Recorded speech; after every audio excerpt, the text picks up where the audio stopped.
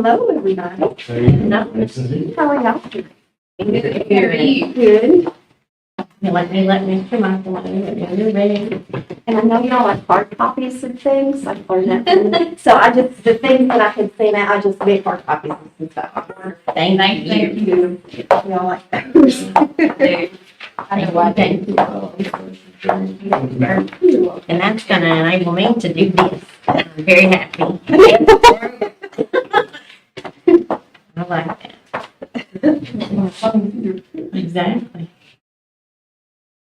All right.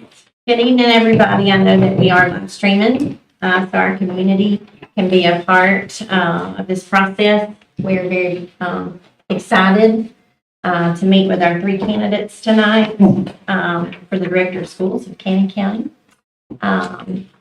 And so we're just going to get started. Tonight, our first candidate is Miss Julie Vincent. And Miss Julie, we're going to ask you now, I know that we are familiar with each other, but we would love for you to just do an introduction of yourself to us, and then we're going to introduce ourselves to you. Okay. So go right ahead. Okay. Well, as you all know, currently I'm the supervisor of exceptional learners here. Over 504 is special education and homebound. I'm finishing up my 32nd year in education. And have worn many hats in those 32 years. Started to give you a little personal background. Originally, I'm from Maine and grew up there all my life. Started my teaching career there. Met my husband, moved to Missouri for a couple of years, and then we ended up here in Smithfield, Tennessee, about 28 years ago. So that's how we ended up, as I said, here in Tennessee. Have 4 children, 28, 26, 23, and 13. We adopted our 13-year-old back in 2015. So she was a student in the school where I was a principal at in DeKalb County. So my husband always says we knew that she needed us, but we didn't know how much we needed her. So she's really completed our home. But the 13-year-old she's about to give me, I've forgotten that going into that teenage years. So, but then back to professionally, as I've worn many hats and taught general education, special education. I've taught grades K through 12 throughout my career, and I've been an assistant principal, supervisor. And got me to this point.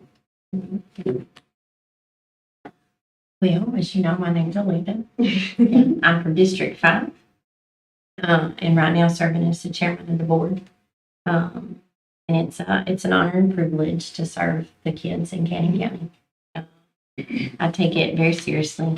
My husband and I, both Middle Tennesseans, born and bred. We've traveled a little bit. I too am an educator. I taught in the Caribbean at a Dutch school. I taught in Missouri. And I have taught in Watertown High School. I originally started there. We have 3 kids, Jackson, Nancy, Caroline, and Sadie. I'm very proud of them. And they keep us very busy. Sadie just turned 14. I can understand. We love life here in small town Tennessee, and we value our community. We like to be involved in it. Eric Mullins, I'm the District 3 board member, chairman. Cannon County. Me and my wife both. Got 2 kids, Ferguson and Raylan. Just gonna be 11, another one's gonna be 8. And then basketball gyms and baseball. Did that as well. And when that stopped, it was like, oh, what do I do?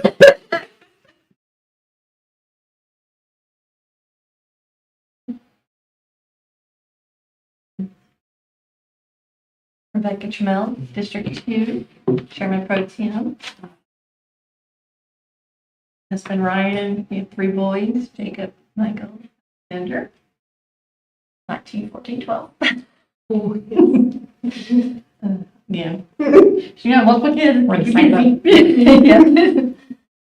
Yeah. Actually born in Alabama.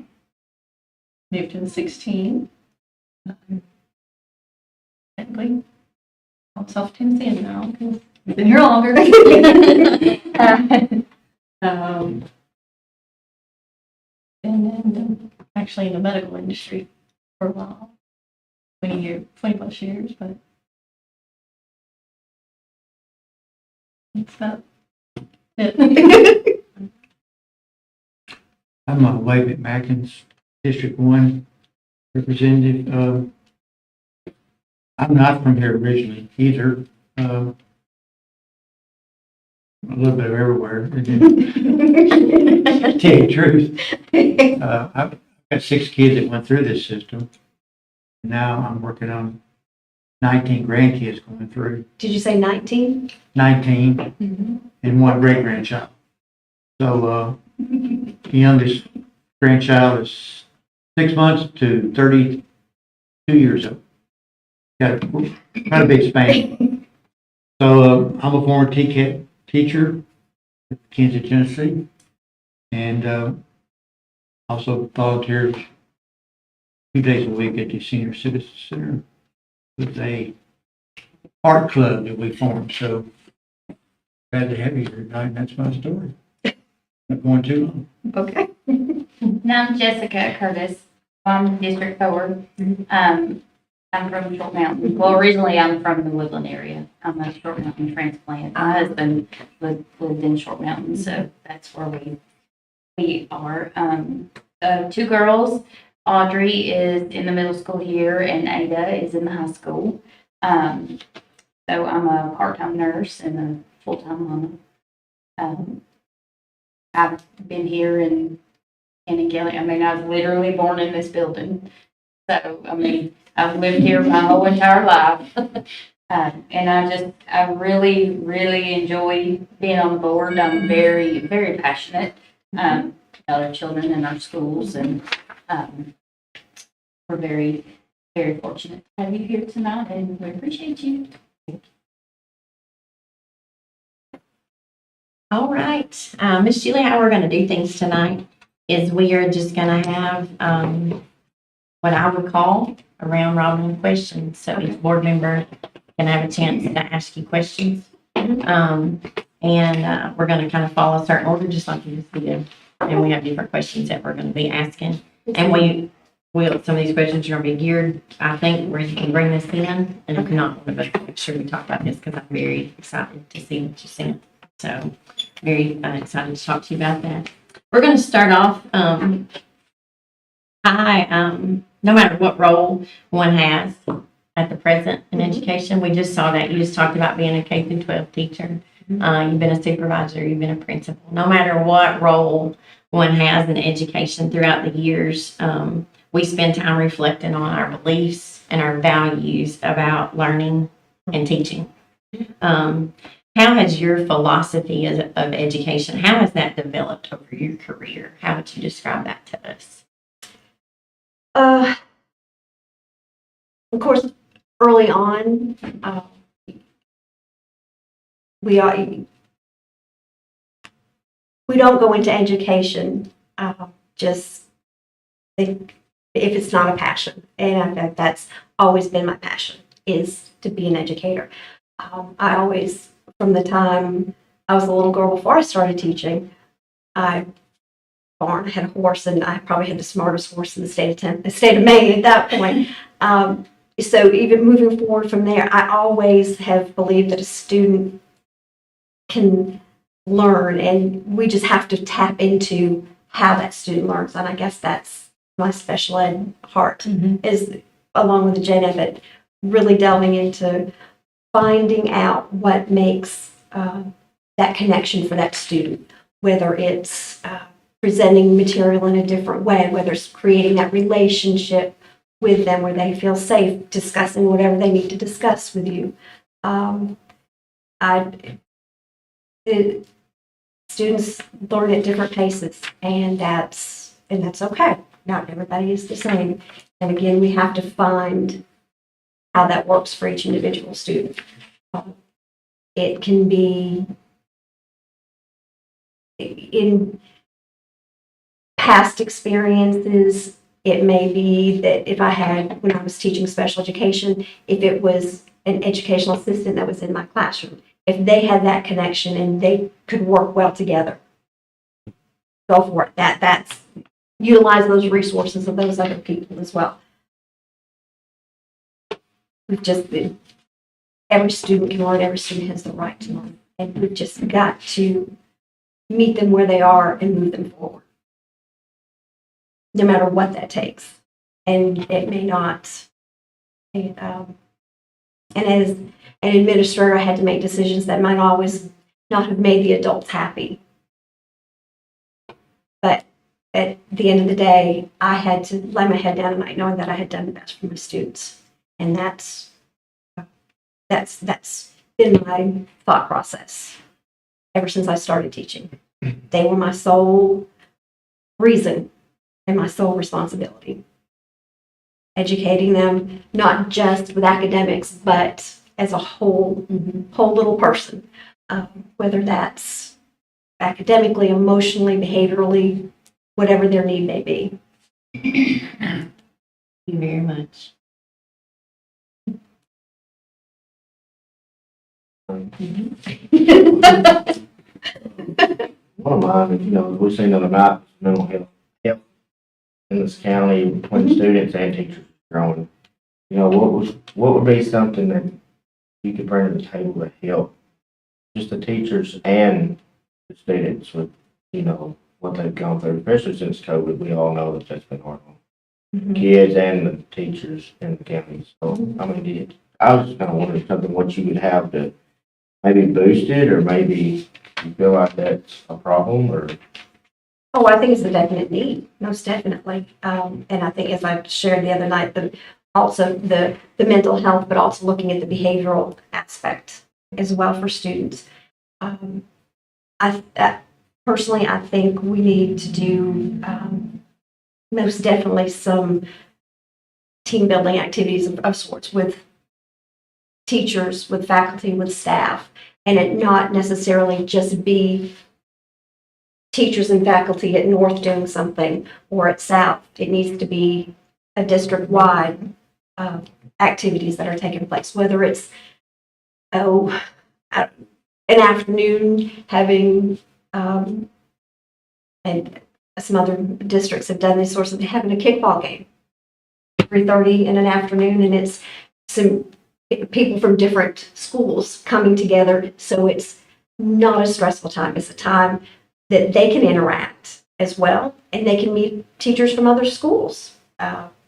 We have teachers that are new teachers that are in our district. We have teachers that never see other teachers except in other buildings, except for maybe that first day of in service, or maybe in a PLC that we have throughout the year. So I think as a district, we need to do some team building, and that falls into the mental health of, in my opinion, of activities like that.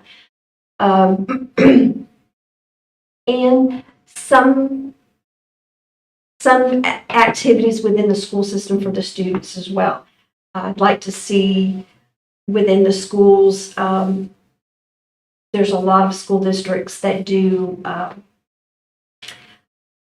Ron Clark, who's an educator, does what they call houses, and they, students and everyone are divided up, and they have competitions against each other, and they earn points, and it's a very positive activity, something positive taking place in the school as well.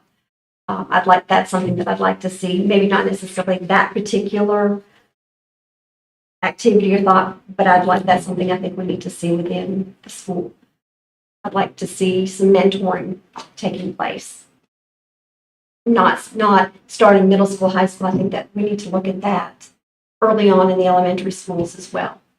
That as administrators, they know those students that's coming in and those that are going to need some extra support. And I think if we could start that early, that would definitely help. And those are some things, and I know budget is tight, those are some activities, those are some things that we could do aside from that's not gonna cost the budget. Most definitely, I would love to see social workers. I'd like to see more counselors within our district. Would love to have a behavioral analysis, as I mentioned the other night, that can provide our teachers with some tools in their toolbox within that classroom setting. We talk about, and you may talk about school safety, but we talk about school safety, and it's more than just keeping that physical building safe and having an SRO. It's within that classroom setting, we need to keep those students safe, and that lends itself to the behavioral analyst that can provide teachers with some tools in their toolbox to help work with potentially volatile students within that classroom as well.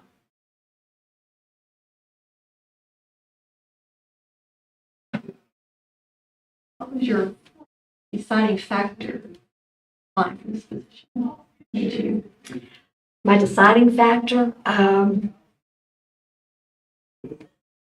because I want the best for the students of Cannon County. Am I from here? No, obviously.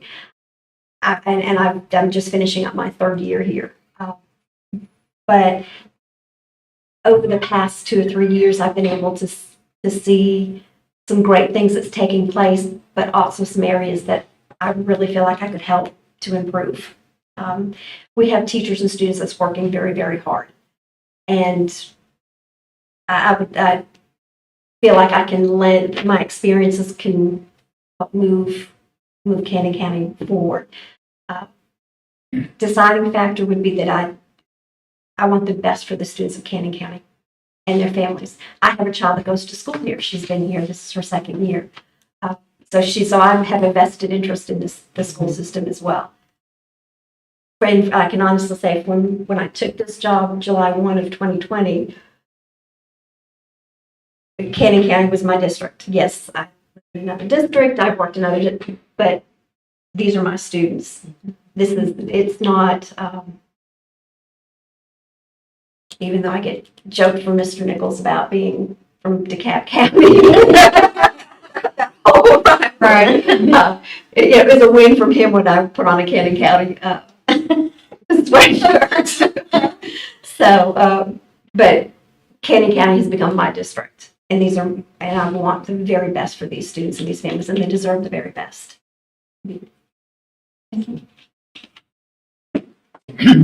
I've got one here that I wanted to ask you about, kind of parry off of Mr. Mail.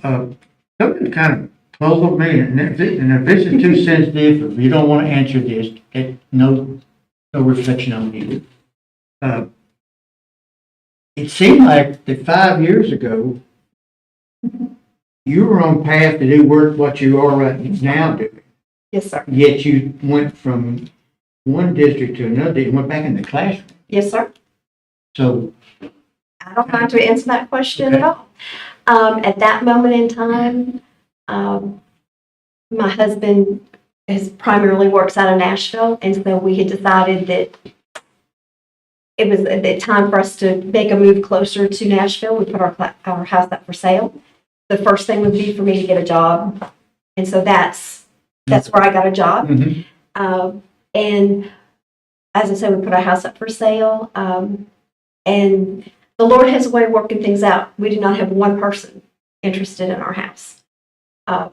My mother got cancer, COVID hit, Darren stopped working, so it was very much a blessing, because we would have been there and been very struggled greatly financially at that point. Plus, with my mother being sick, we needed to be there. And then also, those 2 years going back in the classroom, I think have benefited me greatly, because I think sometimes we get too removed from the classroom as administrators. And so it was nice to have those 2 years, and I taught special education, so coming here as the director was a benefit. And it brought me here to you all. Clears that up for me. Okay. I knew that was going to be a question. I knew it was. I was hesitant. No, but you know what? I was gonna address that question anyway. I had already decided I was gonna address that for you.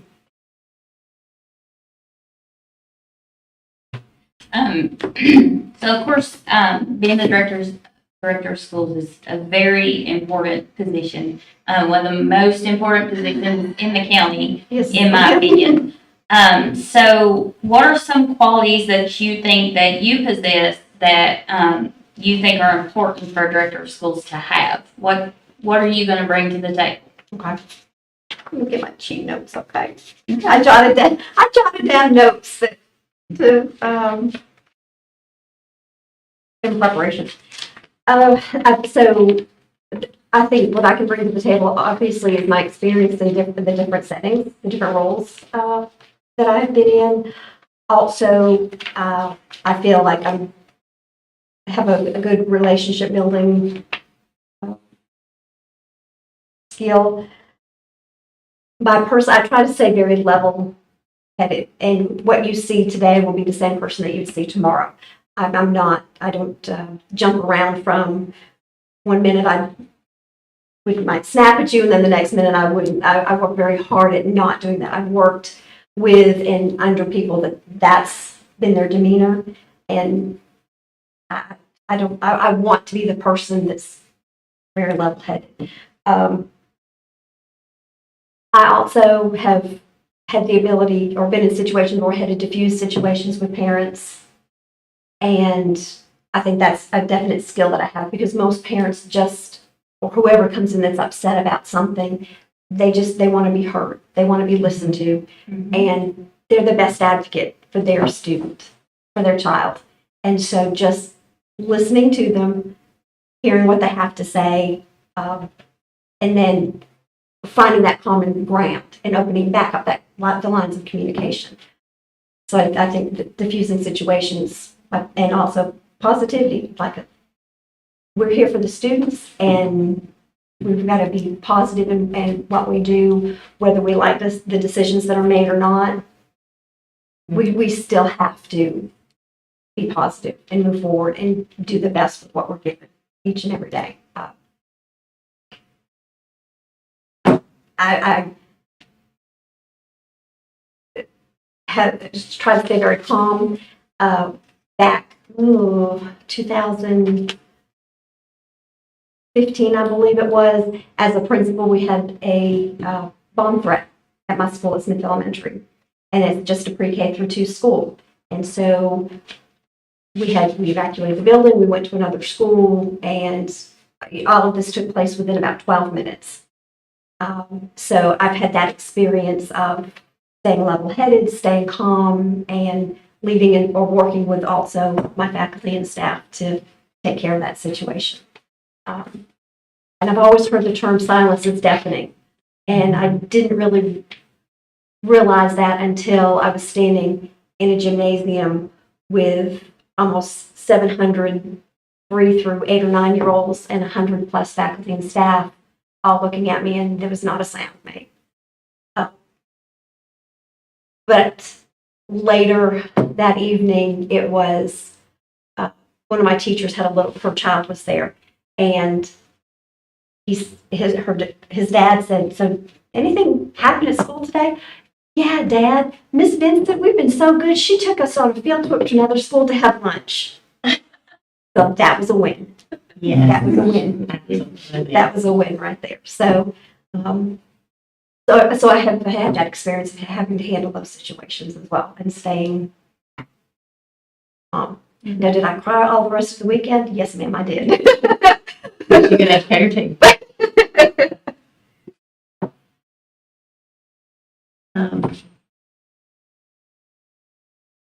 You've not just done your homework. You've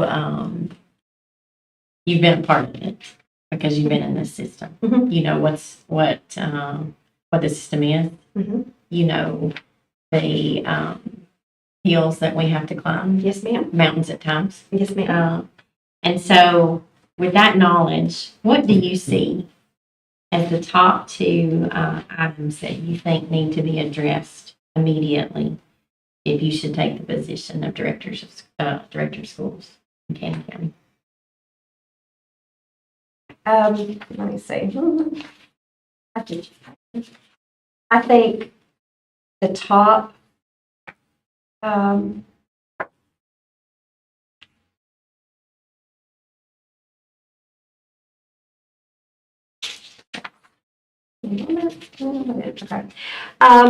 I would say,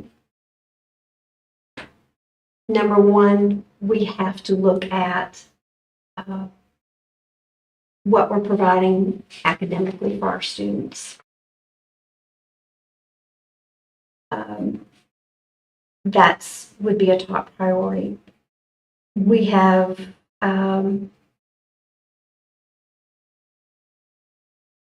scores prior to COVID and scores now, and we've not moved from where we are. And there are other districts that went through COVID just as well as we did, and they are back to where they were pre-COVID with good scores, and or gone beyond. So I think we need to take a hard look at what we're providing academically and do some analysis, do some real deep diving into our data. We know, we've got our supports in place for our RTI, we've got it for our tutors, all of those things, but I think we really need to take a hard look at our Tier 1 instruction, that whole group instruction that's taking place. So that's one of the, I would say that's one of the top two. Another is looking at the data that we have. I'm not talking curriculum data, I'm talking, like we've talked before, our Skyward data, our getting into all of the other components that we have. If that's not correct, we know every penny. We can't stand to lose a penny in Cannon County. We need to have every cent that we can to provide for our students. So I think having that person is a great need. That would be something that I would want to look at off the bat. And I had put in what I had emailed you all, doing an analysis of central office staff and looking at roles and responsibilities and looking at seeing what that configuration would look like. But that would be the top two that I would start with. I think safety is a concern as well. Mental health is a concern. I think the governor's going to help us out with some of the major safety concerns. But those would be my top two. Thank you very much. I'm gonna pass my time on to Mr. else because you've answered my other two questions. I'm so They were posed a different way, but I got the answers I was looking for out of these next two questions. How do you view the relationship between parents and just the general population, their opinions?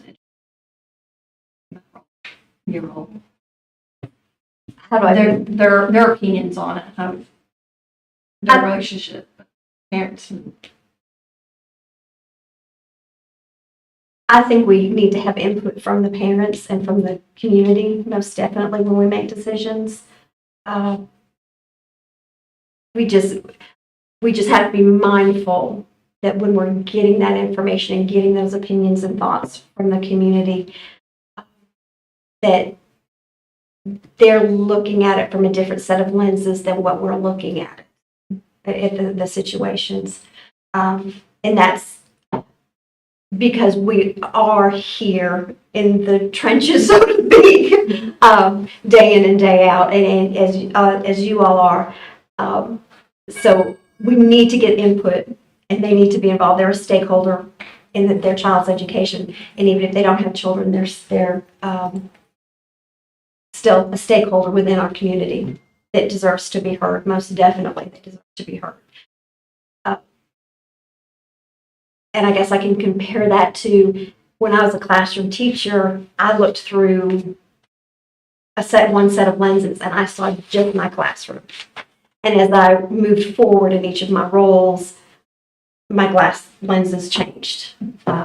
And know that there's more of a bigger picture than just, what we see right here, if that makes sense. Okay. And I think with parents, we need that, but also as I addressed with communication, I think there needs to be some communication.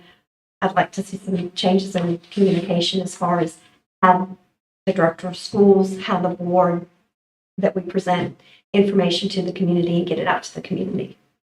Wow.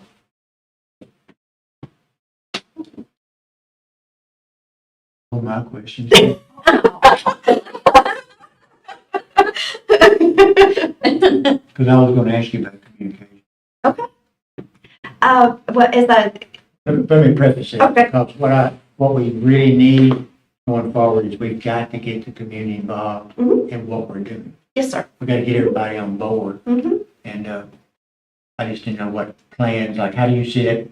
How can we implement this better than we're doing now? Well, the first thing is we need to utilize social media more. We really do. I mean, that's the age that we're living in, is social media. And if we don't take the initiative to put out on social media what plans are, then somebody else is going to. So we need to be proactive in getting that information out. As I said, a monthly newsletter, as I had mentioned. I think that's important to let the community know what's going on and having that on the different social medias as well, that to let the communities know. We do an employee spotlight. Well, the only people that really ever hear about it are the few people that's on or that come to the meetings. Share that on social media as part of that newsletter.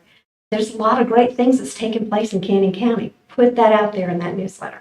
To have tips for parents as to what they can do with their kiddos at home, or if there's an event that's taking place at one of the schools, share that. Or like the walk that was just at the high school, have that out there. I'm sure there were a lot of people that didn't even know that was taking place. So I think that's an avenue that we need to really hit harder than what we have.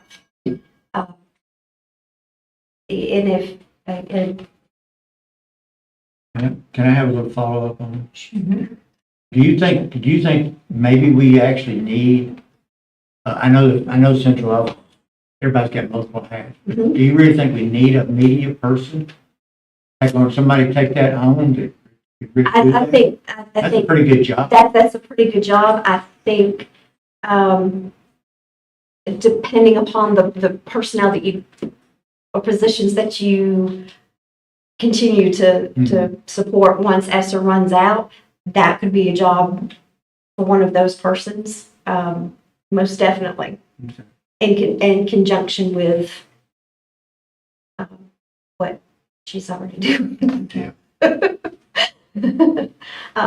But we've got to get some positive out to the community about the school system. It's been difficult the past year. We need to do some work to be proactive. Because years ago, the paper had a whole page. Y'all remember that? What was it called? Kale Twister or something? I get that wrong. It was called the Tail Don't sound Twister. like a good It name. was in the, it was called the Tail Twister. It was in the paper.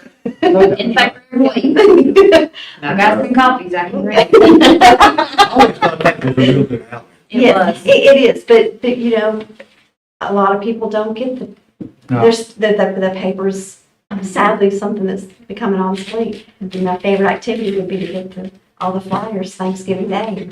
Get those anymore, so. But did that answer your Yes, question? ma'am. Mr. Mayor? Thank you. You're Appreciate it. So of course, this past year, we've had a lot of changes, Yes, ma'am. in our school system. So what do you see as the future of Cannon County schools? Well, I see, as it has been discussed, getting to a three-school system. And let me share my thoughts on that. I think there should be multiple options, option A, B, whatever the board would like to go with for options, but I think we need a dollar amount attached to each one of those options. There needs to be a plan laid out for each one of those options before a decision is even made. And looking across the board and having, option A, pie in the sky, build middle school. Option B, do renovate, make modifications to south, or all the different options, and have somebody come in and tell us exactly what that is going to cost. And include in that making sure that we are covering what these students need academically within that setting. Also, athletics is huge in Cannon. No, it's huge in DeKalb. But we also have a population of students that enjoy music, enjoy drama, enjoy the fine arts. Yeah. And we need to tap into that because that's going to keep those in high school to graduate, keep those students in high school as well to graduate. So we've got to, when we're looking at the three-system school, providing and all those opportunities. But we need to have a dollar amount when we're looking at each one of those options. Again, being proactive about it, not having to be reactive, and be transparent about that. This is, option A. This is what it costs, and I talk on my hands. I'm so sorry, but looking at that's what I feel that we would need to do, and take this next year and really study and look and to see what would be the best option in county.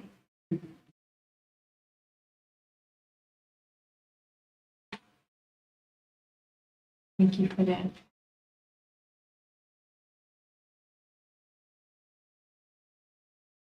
I love the preparation that you took with this. I'm going to deviate from some of my questions, okay? Okay. What would you like to highlight? Okay. And share with us from the documents that you prepared tonight? Well, as I should, the one Mm-hmm. page that I have for you. The Cannon County School District educating students with compassion through consistency, curriculum, and accountability.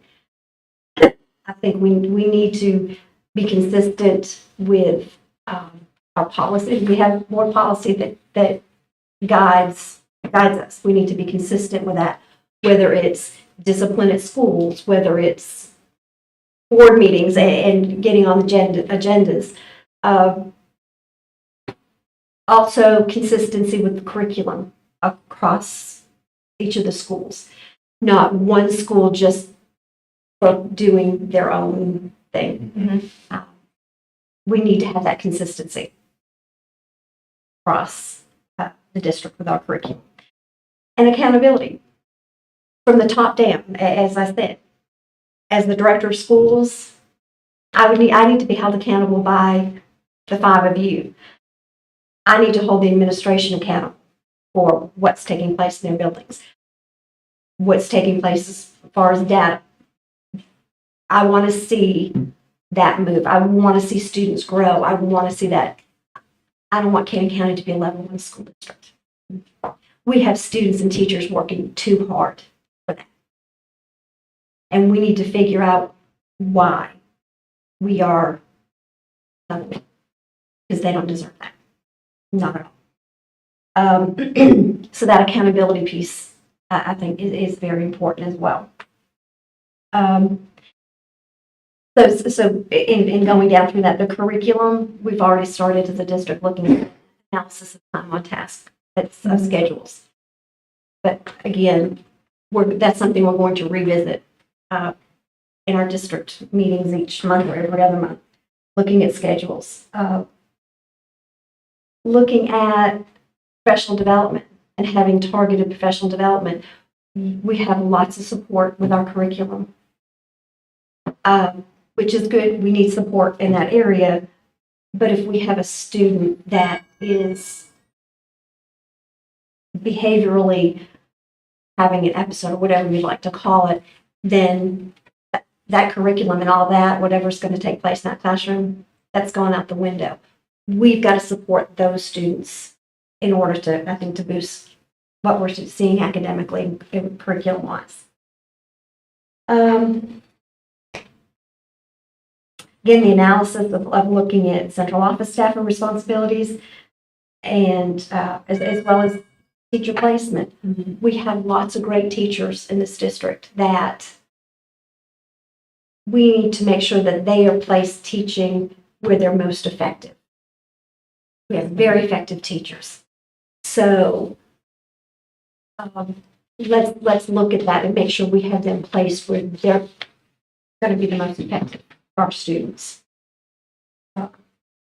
Again, accountability from the top down. Communication-wise, I think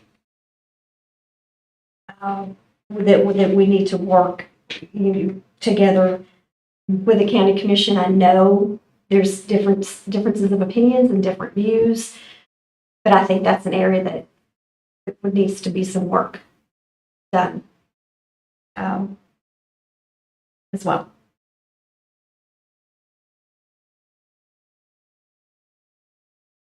Let's see, anything else that I want to hit? I think I hit a lot of these in answering some questions. And, like I had at the bottom, Cannon County is a hashtag students first district. And that's where our priority is. Whether we make the adults happy, yes, we need to support our teachers. Our teachers need to feel supported. But sometimes you have to make those hard decisions, and it's got to be for the betterment of the students, because that's what we're here for. Bottom line. Thank you very much. You're welcome. It's 5:43. Does anyone have any other questions they wanted to make sure that we got in tonight? Appreciate this, sir. Yes, this is Thank you. wonderful. Wonderful. Ms. Julie, we thank you very much. You're welcome. We thank you for your dedication, for your time tonight. We thank you for your interest and your love and care of our students. I think that you do know this. I just want to make sure that each candidate knows, just go to a vote next Thursday night. That is how it must be done, with us as the Board of Education. So that will be next Thursday night at 6 p.m. at our monthly board meeting. Thank you so much. Thank you. Appreciate it. Yes, ma'am. Yeah. Thank you. too. Mine's just so much better.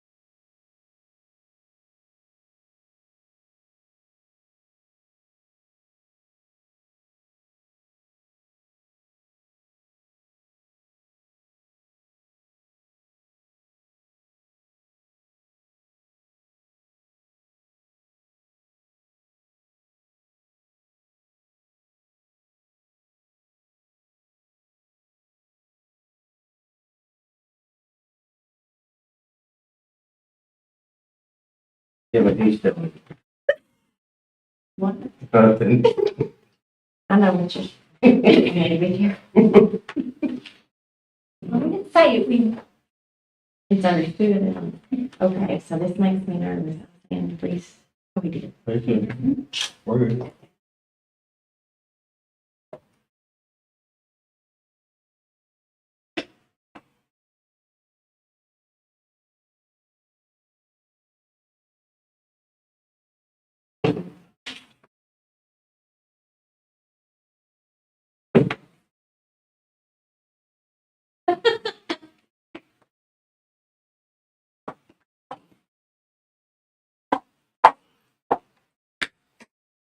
Good evening. Hello.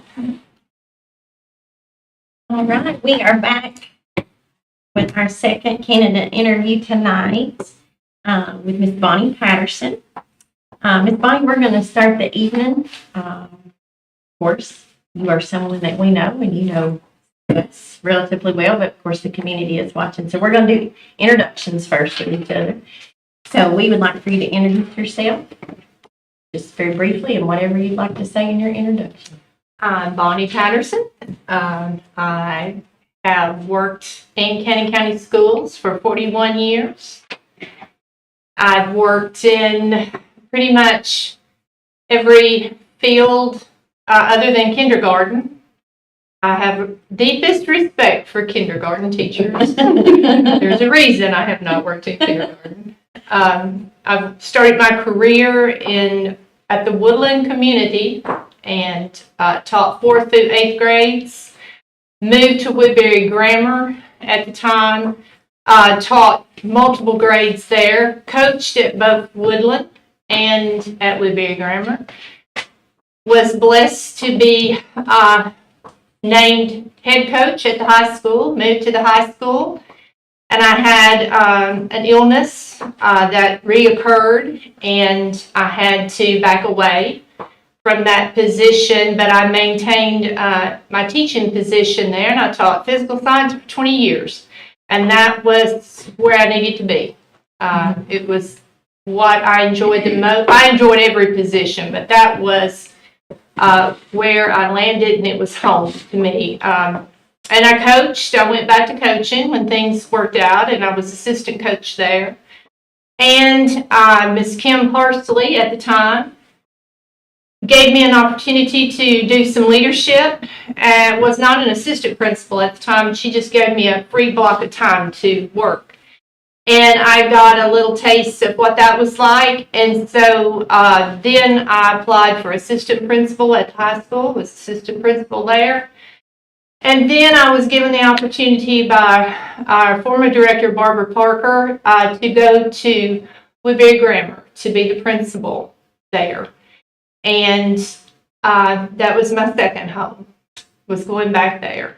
Beautiful school, beautiful children. Spent 4 years there and realized that there needed to be, I felt like I needed to try to do something to help individuals that needed help.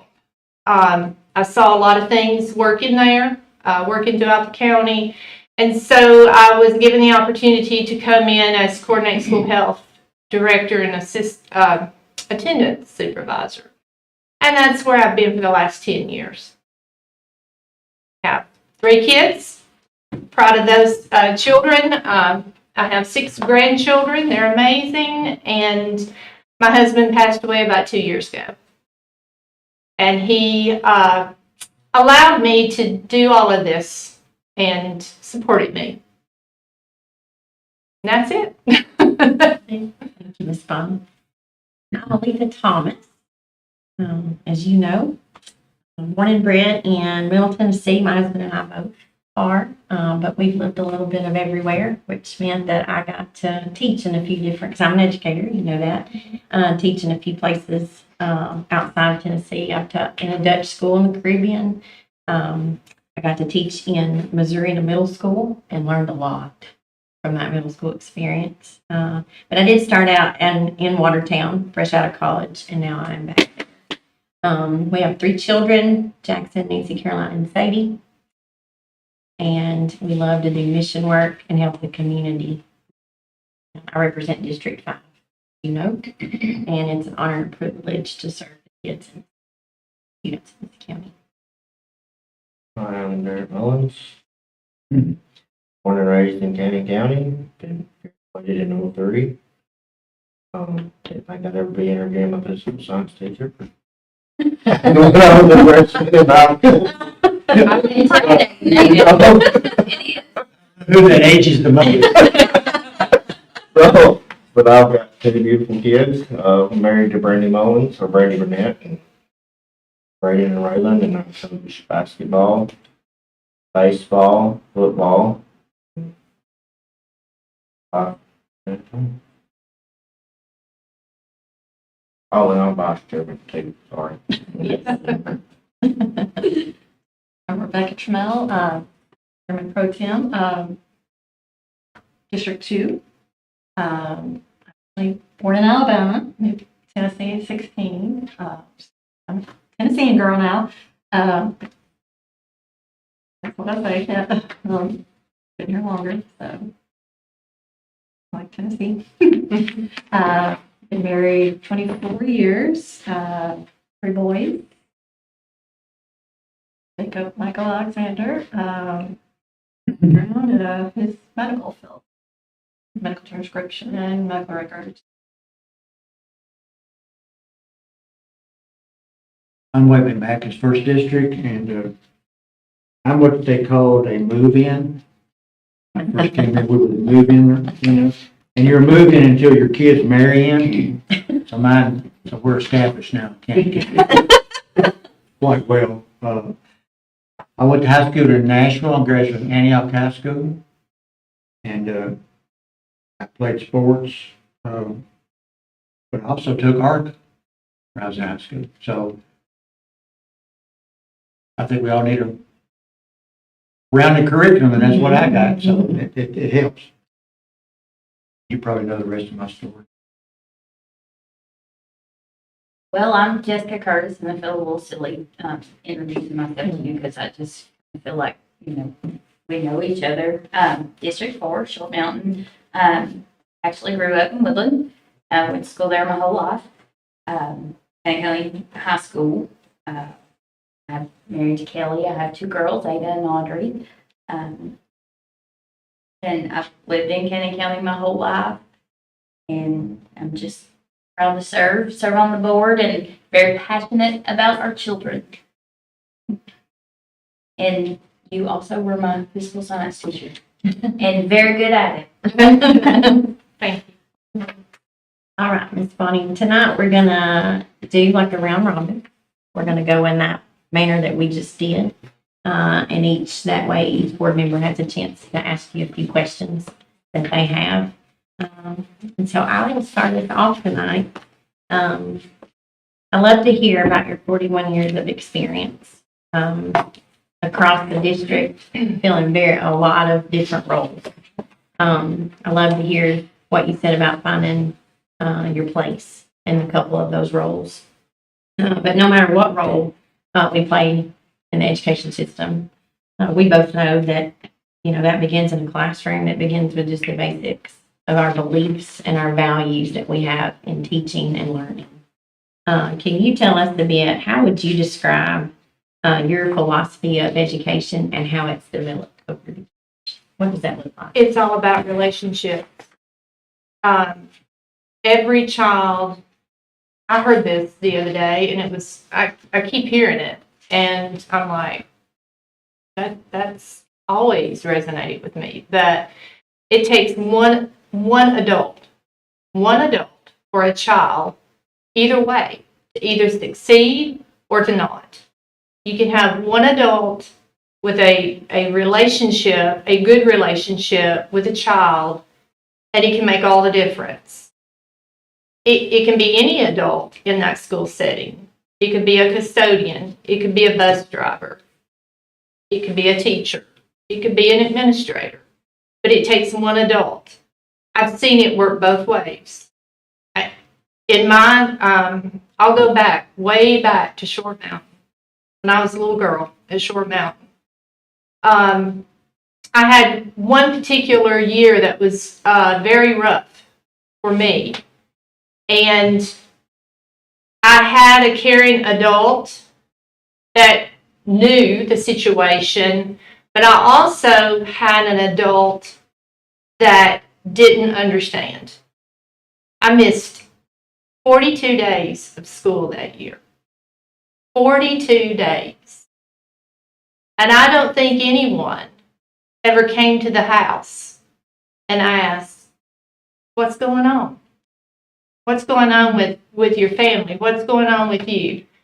Well, when I was younger, I didn't understand what that meant. I was young, I didn't understand. But as I got older and as I started teaching, I realized. Now, did I do that when I first started teaching? No. For those of you that are listening, if I had you the first year or two of my career, I apologize. Because you have to learn. You have to learn in the role. But as I grew as an educator, I realized it's not always academics. It's not all about academics. It's about letting people know you care, letting people know you love them. And I'm sorry, that's just me. That's the way I am.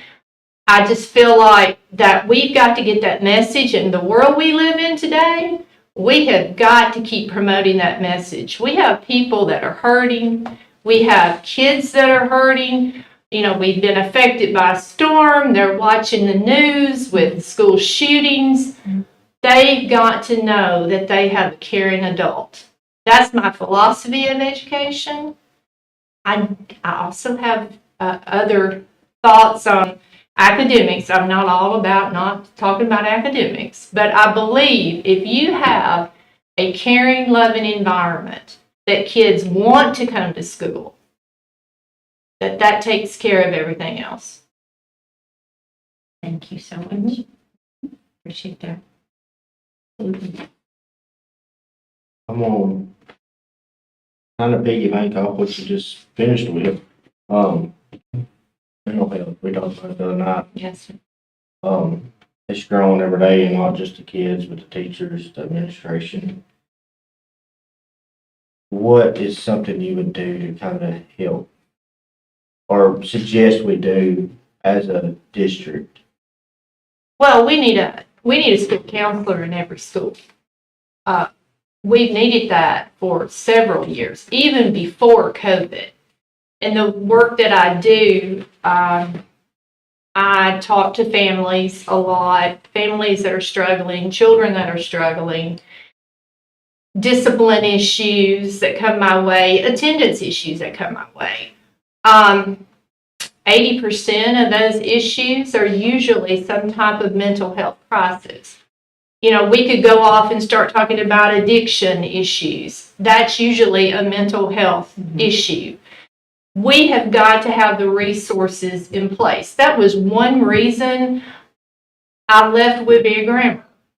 I got to a point where I saw all of these things that the school needed, and we didn't have it. And I didn't see a way of getting it.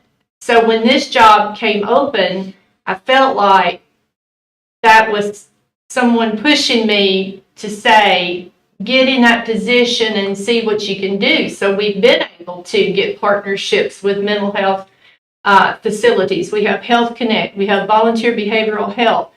We have the, I can't even think of it now, SOCRAT, where systems of community that we've got connections with. I use that almost on a weekly or sometimes daily basis, pushing that out to families.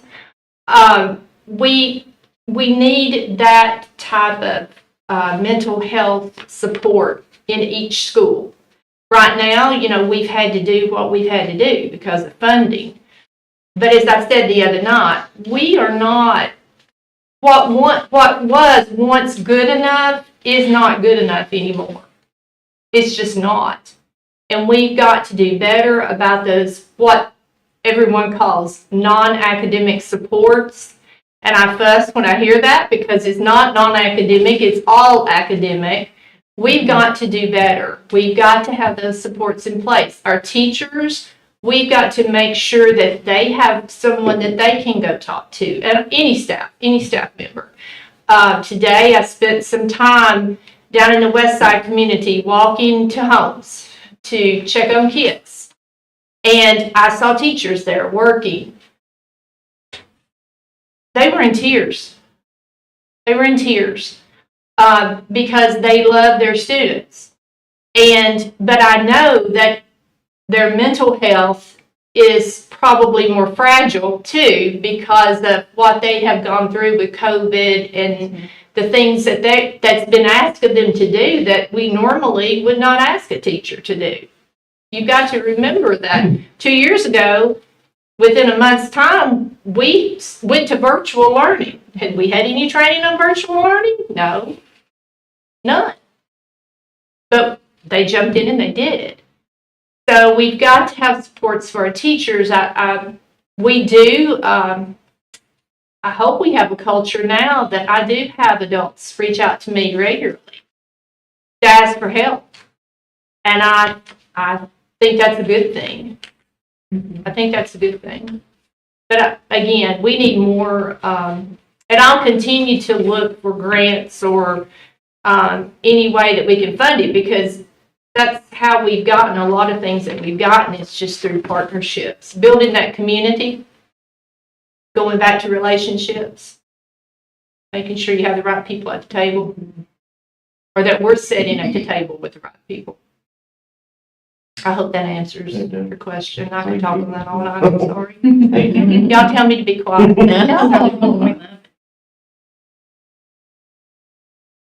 My question was, you kind of got into it, was what made you decide to apply for the position? What do you think set you apart from the other candidates? Well, I don't know one of the candidates at all that's not from our district. I know Miss Julie, she's got a heart for kids. She does. I don't know if I have anything to set aside from her other than I love this community. I went to school here. My kids went to school here. My family still lives in Cannon County. I'll always be a Short Mountain girl that never leaves you. And I'll be honest. I'm going to be very honest with you. When this job first came open, I said no to myself. You're too old. You've taught 41 years. I still say I'm a teacher. I'll always be a teacher. You've done enough. Let some younger blood do it. And I'll just tell you, I'm sorry.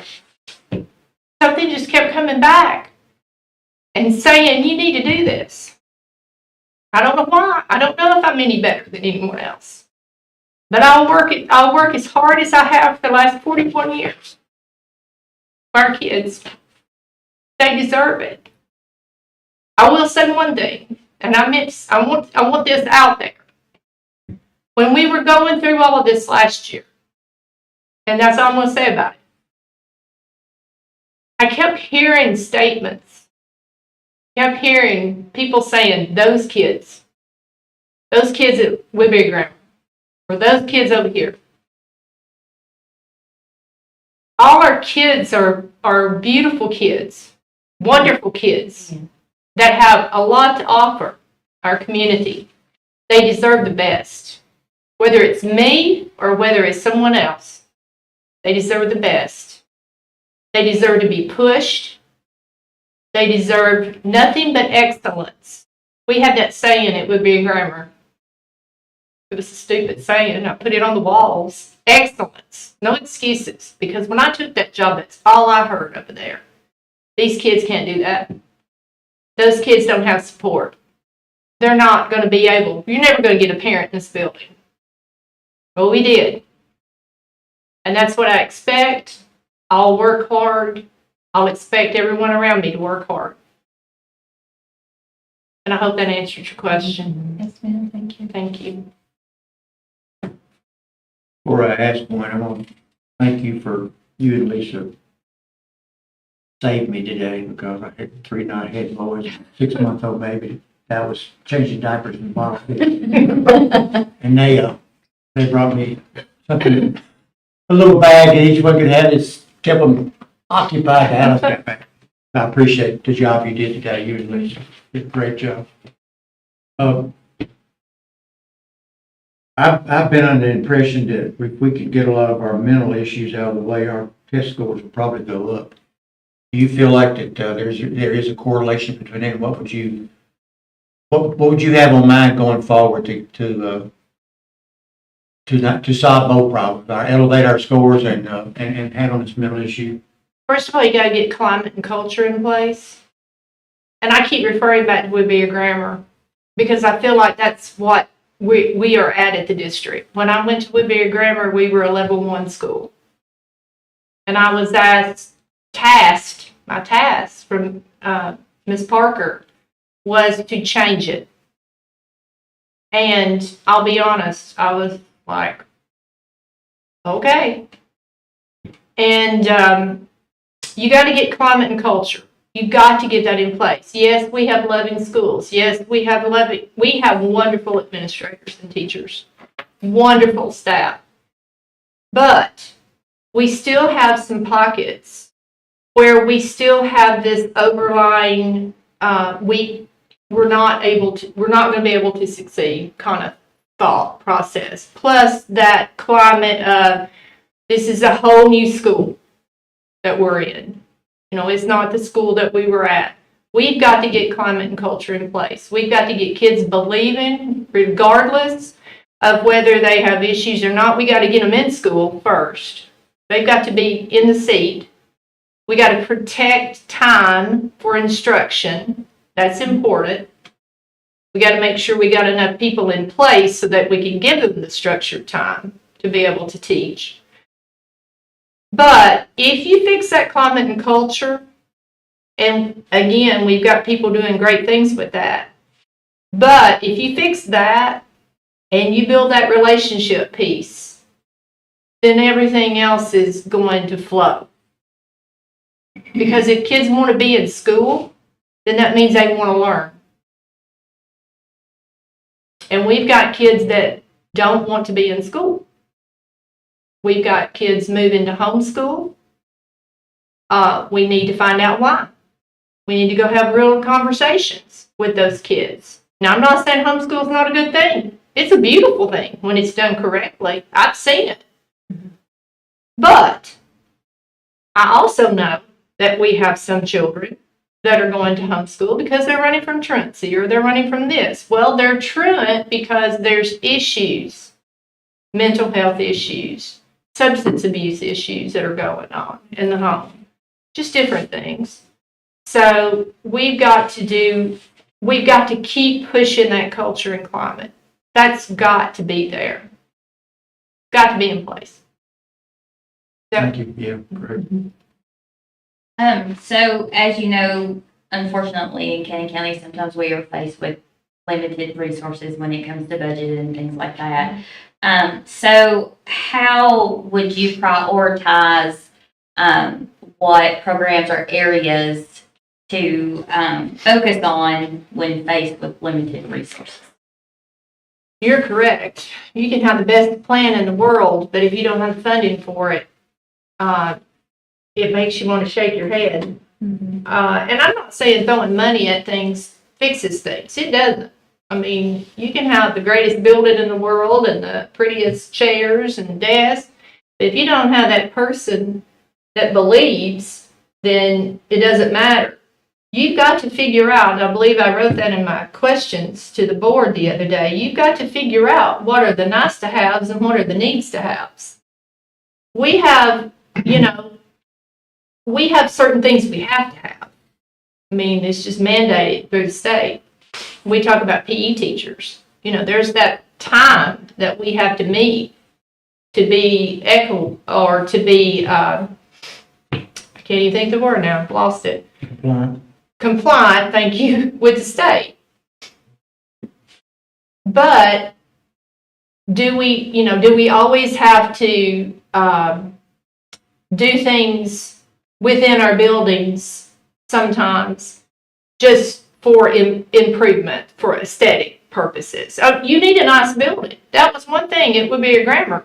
You've got to have a nice building. If you got writing on the wall, you better get it off. Because kids need to be proud of what they're in.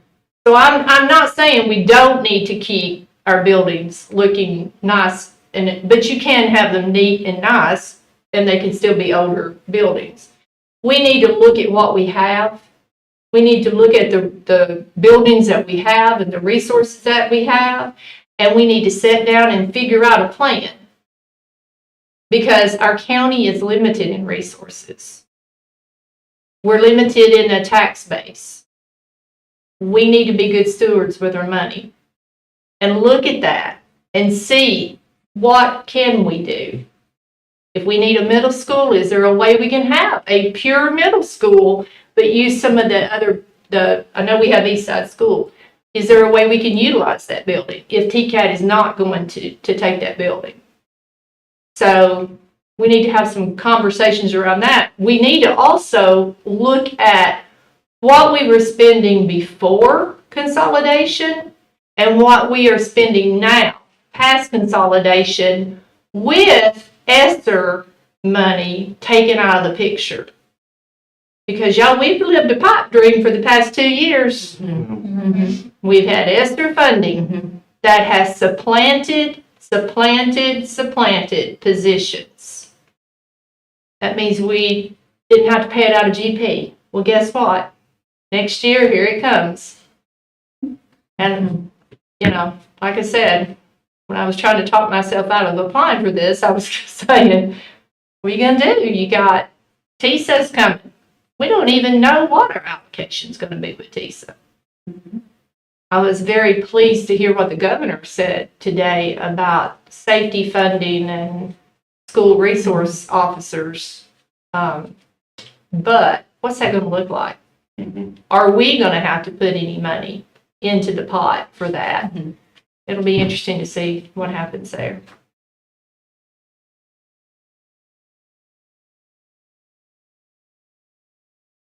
Right. Thank you for that, Ms. Bonnie. Moving on, you've been in the mix. You've been around the table. You didn't have to do a lot of homework and dig on what the Cannon County School District looks like because you've lived. Looking at that, knowing what you know, what do you see as the 2 top areas that need to be addressed immediately if you take this position? First of all, we have to do something in K2 with our foundational skills.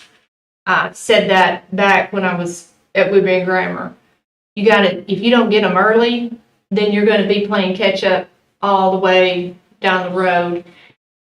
And to do that, you're going to have that a sound curriculum, the right professional development to help teachers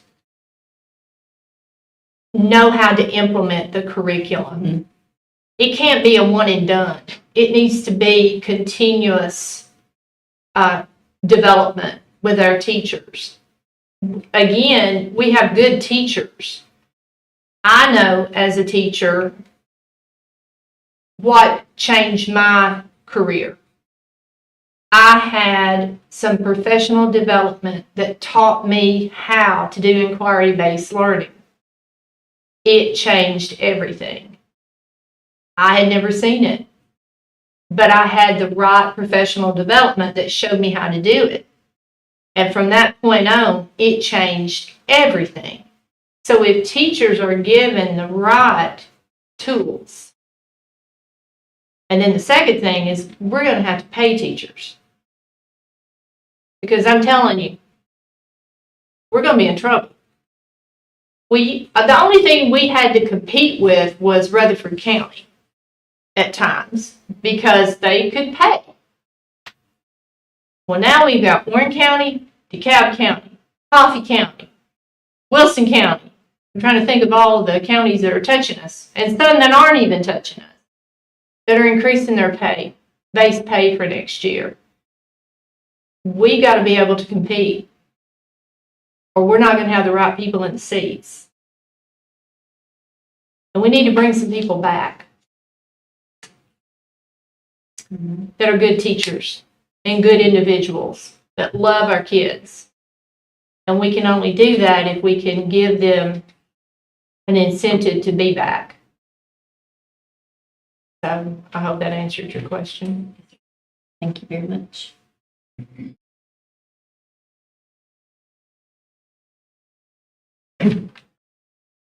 What would be something to build the morale up? You know, we know the morale's down with the staff all across. What is something you think we could do? Or you could implement to help us? You got to love on them. You got to go, I'm sorry, it's not hard. It's not rocket science. You got to go to them.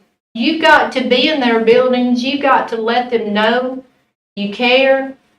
You got to have boots on the ground. I mean, you got to be there with them. You got to show up. I heard that. I was going to use it for my wonderful Wednesday, so I guess I'm sharing it. I heard the term, and I was at the suicide awareness walk Saturday, and I heard somebody said, the guy that was over, that had come from Middle Tennessee chapter, he said he talked to the students. Students did that. It was beautiful. They did such a good job. And he said, I talked to the students and I told them, stand up. Takes one person, stand up. We got to stand up for our kids. We've got to just go in and let teachers know we care. If you let them know you care, you can have all the cutesy little programs you want. And our principals do a good job of making their teachers feel loved. But if you let them know that you're listening to them, that you hear them, and you want to know their stories, then I think that's the most important thing. I may be wrong. I'm sure there's somebody out there that's got a wonderful program they'll sell you. But I'm cheap. I just don't think it's difficult to let people know that you care about them. Can you fix everything? No. But you can make sure that you'll hear them. And you'll be there for them. At least the amount you could do at no cost anyway. I don't know. Thank you. Can't fix it. Yeah. Hopefully.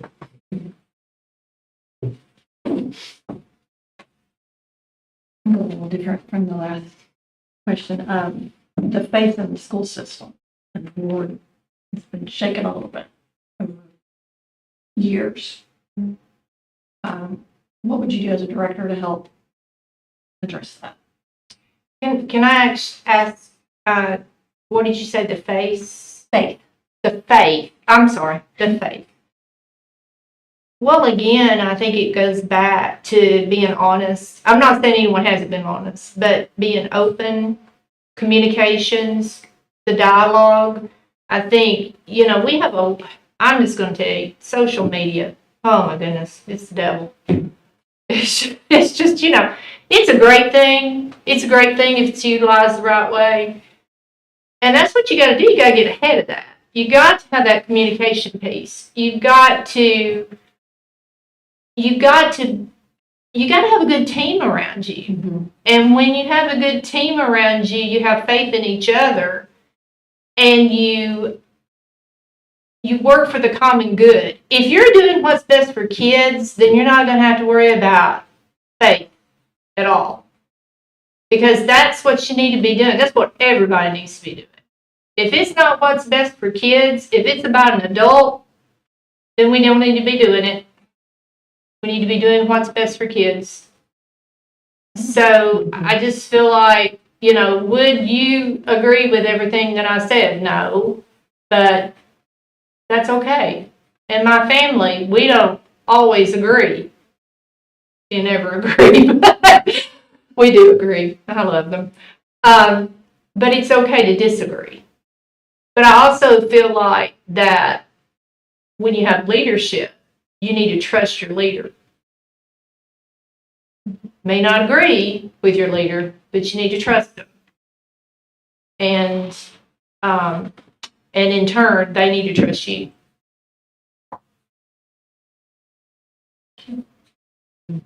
I don't have, I'm passing, I don't have anything else. So as you know, in the last year, we have had a lot of, changes within the Cannon County school system. So what do you see for the future of Cannon County schools? Well, I do think in the next couple of years, whatever the board agrees upon, since you are the over policy and budget, I think we need to figure out what will be the configuration for the next 10 years of the school system, 10 to 20 years. We need to give people time to absorb that. We need to give them time to understand the whys behind it. But, I think we all know that where we're at right now, we're going to go another year and we're going to see how that works. We just need to be thoughtful of where we're going after next year. But I don't think that it needs to be something that we do without a plan. And that plan needs to be dictated well in advance. Again, I do think that we can sit at a table with multiple people and figure that out. But that conversation needs to start after school starts. We need to get schools going for next year. We got the 8 classrooms. We need to see what that looks like and then start having those conversations.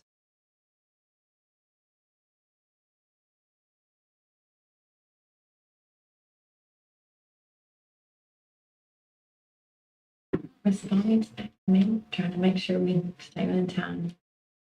I know you've probably prepared for tonight. You've thought through things. I know that you probably have highlights. You may even have some maybe failures that have happened through the years. What would you like to lead with us tonight?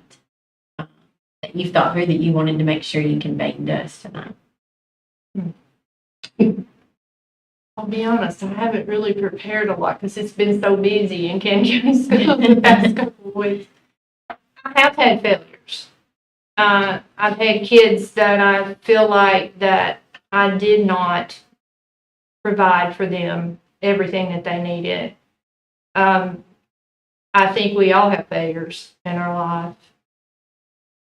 I want you to know the one thing, and that goes back to regardless of what you do, I'm okay with whatever you do. I want you to pick the person that's going to take our county and our kids, and they're going to help them be the best that they ever could be in this life.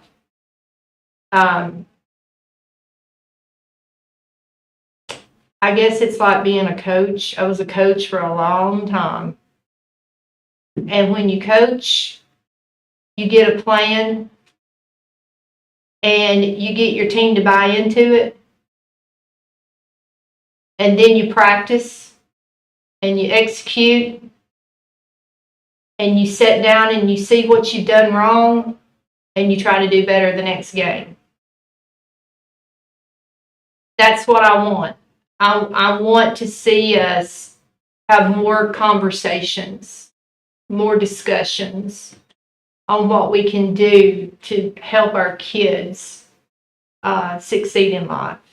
They deserve it. Every kid from West Side, I'll always call it West Side, Woodland, out towards Pea Ridge, Auburn Town, up here at Woodbury Grammar, looking across the way, they all deserve it. I was that kid once, and somebody believed in me, Miss Annie Cox, and I credit her for part of the reason that I'm sitting here tonight. I'm honored to be able to sit here. I never thought that when I first started teaching school. And I know you have a lot on you to make a decision, but I appreciate the opportunity. And I know I just rambled on that one, but it. That's it. Do any of the board members have any other questions tonight for me? Some of my kids didn't cause you too much trouble. That's a kids I like. You love them, I know.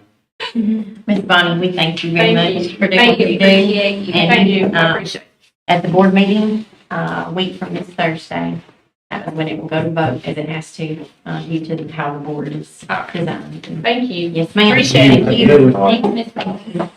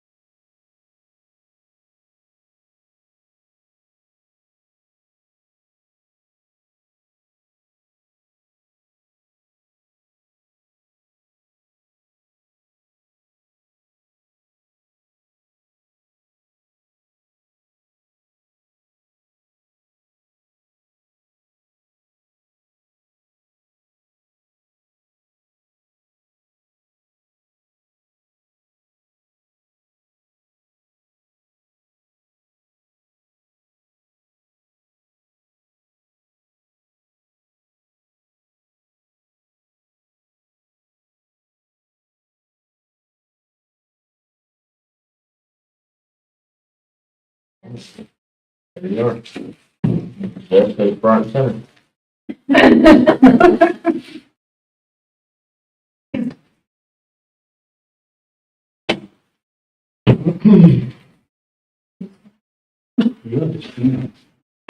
Like that.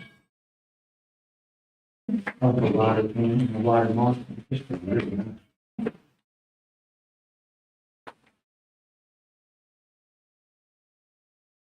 In here, where she got those?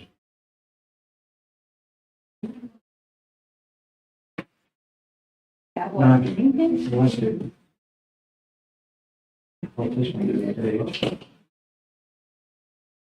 Not now. Yeah. Come on in, make yourself at home. There. Hello. Hey, Y'all doing that? good, sir. Okay. All right, our last candidate this evening, Mr. Mitch Owens has just joined us. So we are going to begin again with this third interview session. Thank you so much for joining us. Thank you all for having me. We are going to start with introductions. We're going to let you have the floor. Introduce yourself, tell us a little bit about yourself, whatever you'd like to share, and then we'll go around the table and introduce ourselves. All right.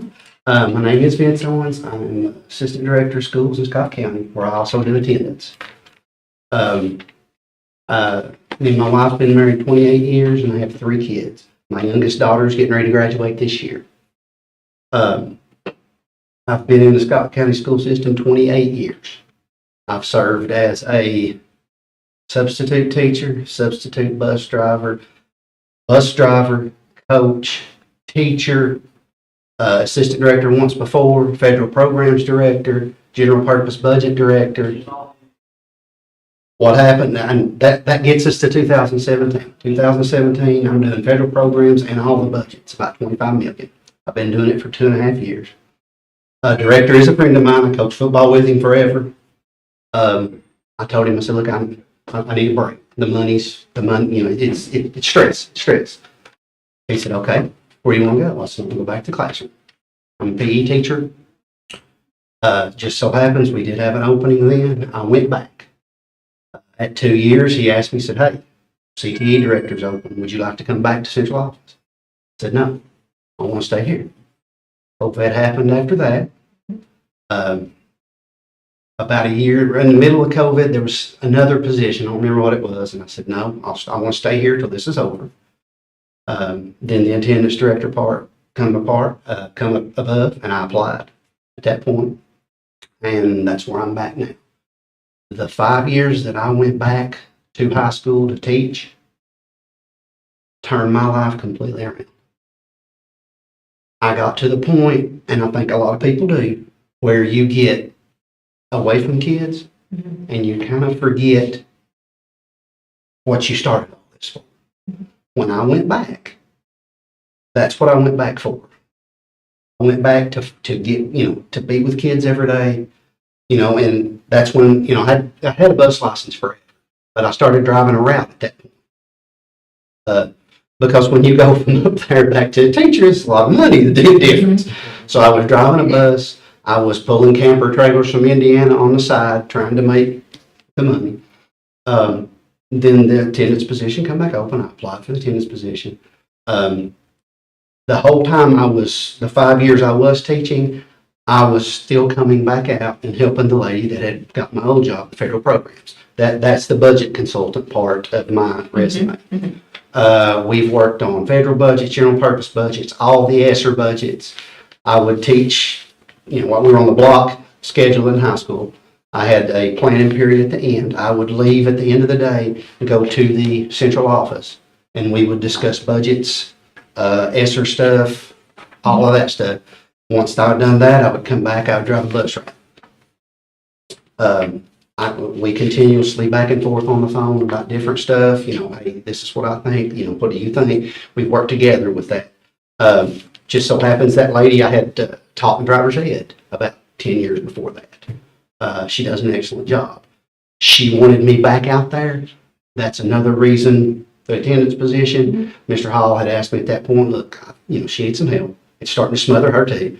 It's kind of like swimming in mud. You're just waiting for somebody to help you get along. Because in a small system, you're doing, I mean, she does everything, federal programs, general purpose budget stuff, and I was doing it all. That's what I'm saying, we joke all the time, we're the only two people that really knows what's going on there because we've both sat there and drowned with it before. A big thing when I went back is, I asked Mr. Hall at that point, I said, look, and I know this is a sticking point for you. I want to continue to drive a bus. We need people driving buses. That was one of the main reasons he let me do it. And my sanity was another one. It relaxes me. I mean, most people think, no, when you can pick them up and they're talking about different stuff. So we worked out a schedule. The board approved of my schedule.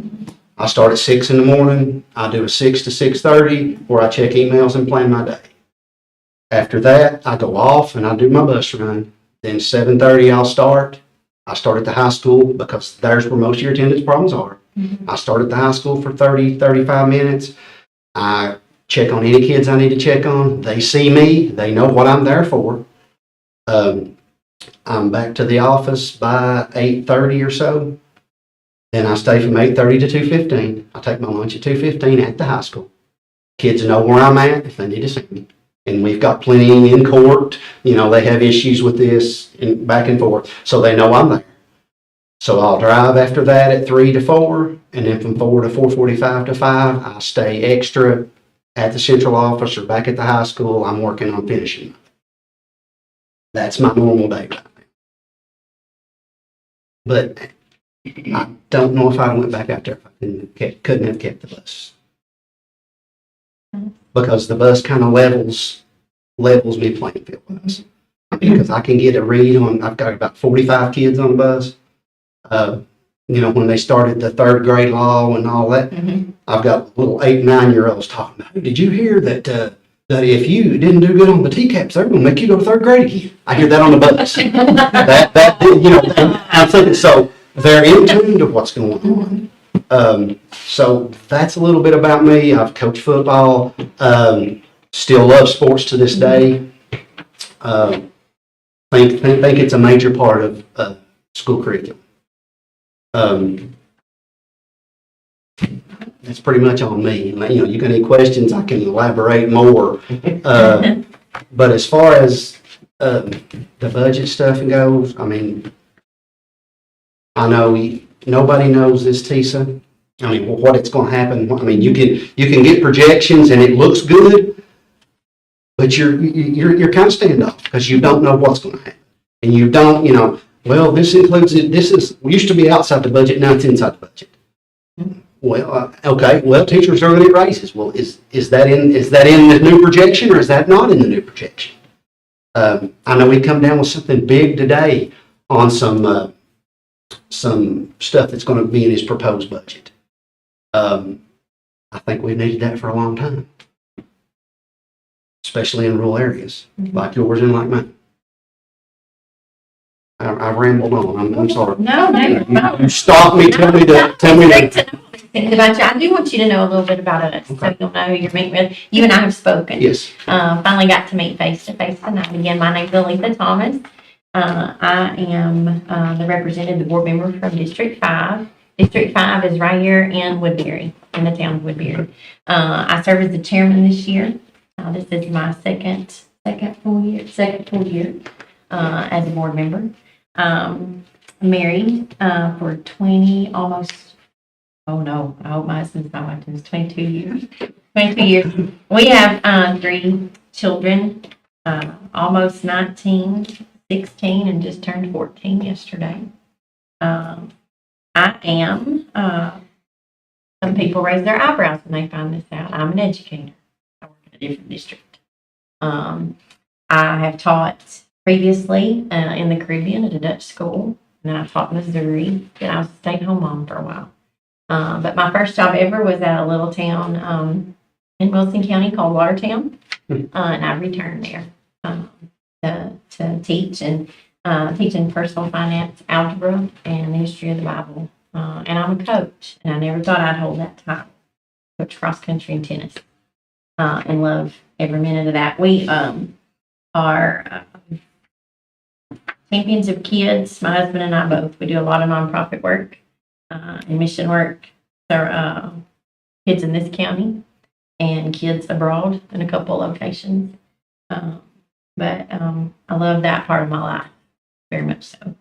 That's just a little bit about me, and I'll pass it on to our vice chair. Derek Mullins, District 3, other county, I guess.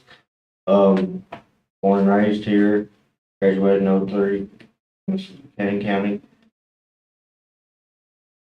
Married, got 2 kids, 11 and, well, almost 11 and almost 8. Coach anything from t-ball to basketball to football. That's about it for me. Rebecca Trammell, I'm Chairman Pro Tem, District 2, which is Auburntown, Gasaway, and a small fraction of Short Mountain. Married 24 years, 3 boys, 19, 14, and 12.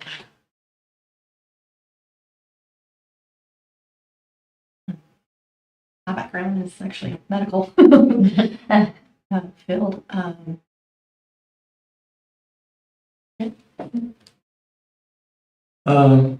I'm Wayman Mackins, I'm First District, that's the west side of the county, towards Rutherford. I got married right after the Emancipation Proclamation speech. No, that was 1865. I got 1965 when I got married. I had 6 kids.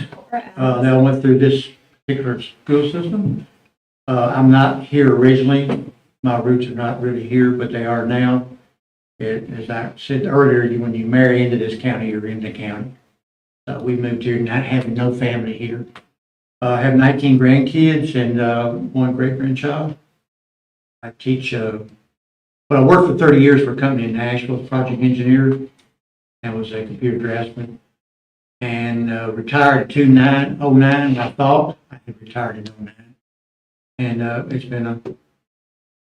it's been interesting the last few years with the system that we're working with, our budgets and all this. So it's been an interesting time for me to learn all this stuff. And glad to have you here tonight. Thank you, sir. I'm Jessica Curtis. I represent District 4, which is Short Mountain, the east side area of the county. I have lived in Cannon County my whole life. Just fun fact, this building used to be a hospital, and I literally was born here. So I am married, and I have 2 daughters, one in the middle school, one in the high school, Ada and Audrey. I'm a part-time nurse and full-time mom, and I love serving on the school board. I love our children. I'm very passionate about our children. I want our children to have the best and to be taken care of. And we appreciate you being here. Thank you. All right, we're going to kind of just do like a round robin, kind of following that pattern. Take this jacket. No, you're so comfortable. Absolutely. This room stays hot. It does. Yes. Just so you know, I'm not. I'm not a sit-around. But we'll go around the table, have questions, so each board member can get to Okay. ask questions specifically to you. And I'll kick us off tonight. Okay. I love to hear your introduction a few minutes ago. 28 years, bus driver all the way to assistant director. And that is incredible and phenomenal to hear all those different roles and the servant heart that you had in those roles. But no matter what role one has in at the present time in education, most of us spend a lot of our times in the classroom. Mm-hmm. And we have to, throughout the years, go back and spend time reflecting on what we truly believe and value about teaching and learning. Can you tell us tonight, how has your philosophy of education developed through your career? How would you describe it? At first, when you start out, as a young teacher coming in, you've got your aspirations and your ideals of what you want to do. Well, as a young male who played football in high school and in college, I'm going to coach football and I'm going to teach PE. That's going to be my life, and that's what once I do that, then I'm good. You know, I've fulfilled everything I need to fulfill. So I started, everything's going, you know, it's going great. I like what I'm doing. Started out in elementary's PE and then coached at the high school level. Then I got moved to the high school. I got moved to a driver's ed position at the high school. That kind of changed me a little bit because at that point I started learning where every kid lived. Because when we drove, we went by their house. And the way we had it structured, every sophomore had driver's education. And they would come through 2 teachers. So I would find out where this kid lived. I would find out where this kid lived. And you saw the you know, where they lived. And they were proud of where they lived, no matter what where they lived looked like. They were proud of where they lived. You would occasionally get some that weren't, but you know, we'd still go by their house. The reason I'm saying that changed is you start learning more about these kids, and I'm not putting enough in. They're putting a lot in. I'm not meeting. So I started in a master's class. The main reason you start in a master's class is to make more money. Well, you start learning different stuff about education, different learning. Then went to EDS right after that, straight through. You know, I'm still coaching football, and I'm going to have an EDS that way I can make a little bit more money, and that's what I'm going to do with my whole life. Then I was asked at one point, hey, you ever thought about being assistant principal? We're going to have an opening.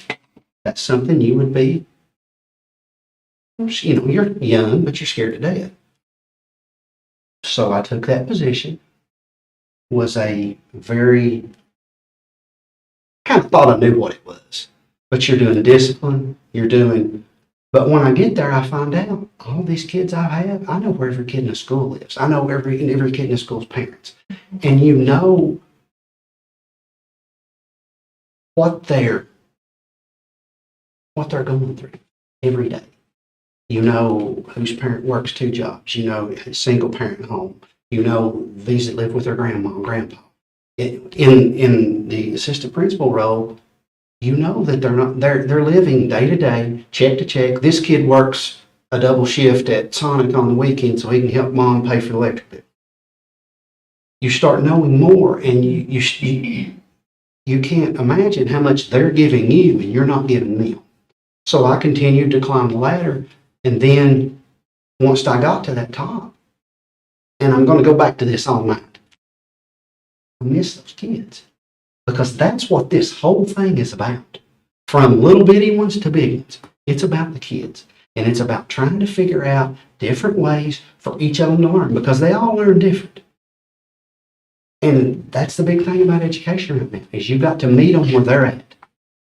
You have to meet them where they're at. And you're going to have a classroom of top achievers. You're going to have some low achievers. You're going to have some middles. And you have to meet them where they're at. We're almost to the point of having an IEP for each child because of their different learning environments. I hope I've answered and I didn't jump around, but that's just how it hit me. I appreciate that. I heard your desire for relationship. You got to know the kids and meet them where they're at. You have to know. And nowadays, it's the same way with the teachers. You're going to have to know. Know who they are. Because teacher directly affects student. Mm-hmm. And, teacher morale right now is low. How do you raise it? You pay them. Do you have money to pay them? Sometimes you do, sometimes you don't. So you got to make their job even better. And you got to work with them. And they got to see that you're working with them. They got to see that my big word was with a bunch, we used to call it real school. What it was, they were behind on credits and they were trying to gain credits back. And I'd go down and sit with them and sub some with them, and we'd work through stuff, and they would get to the point, and this is when I was assistant principal. I said, there's a 4-letter word here, and it's not any of them that you use, that once you figure out what that is, that's why we get along and we get to each other. Never could figure it. Never could. What's that word? What's that word? Words care. I care about you and you care about me. Now, they're going to test you and they're going to continue to test you to see if you care. But once they find out you care, you've won. Thank you. You're welcome. Kind of feed off what you was just talking about, and a lot of that's mental health over here. All across the country. What would be one of the biggest things you feel like you could help not only the kids, but the teachers with mental health, and to put it in the schools and help things get better?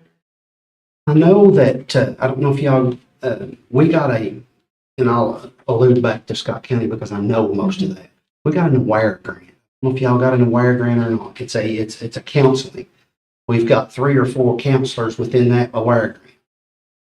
Now, what I didn't know when we first got that is that's for teachers too. I mean, it's set up, if you have a teacher having some issues, I mean, we got counselors for those teachers too. I mean, a principal nowadays, they have to, yeah, you know, principal is the worst job anywhere. Okay? One reason is you've got stuff shoveling from the top on you and you've got stuff shoveling from the bottom. And you're trying to work with both of them. And I've expressed concern in my district. We have to help them. Central office has to be a servant position. You have to serve principals because principals are your priority thing right now because principals are with teachers and with kids every day. I think once we got to that kind of point with some of them, and teachers have to know that, you know, just listening, a 2 or 3 minute conversation, just listening. I mean, I go to teachers' classrooms right now. I mean, I'm not good at, you know, just leaving a note or something like that, but I'll send them back. I say, Jay, you're going to have a good lesson. I noticed so-and-so was connected. They have to have little stuff. They have to have little stuff every day. And I think that will help more with their mental awareness, you know, their mental health. And they got to talk to each other. I mean, this is a teamwork business. If it can't be that, then we kind of get separated out like we are in different areas. I know my place is that. I mean, we're trying to get everybody back on the same page. That COVID thing really tore people up. I mean, it did, psychologically and physically. Hope I. Good, thank you.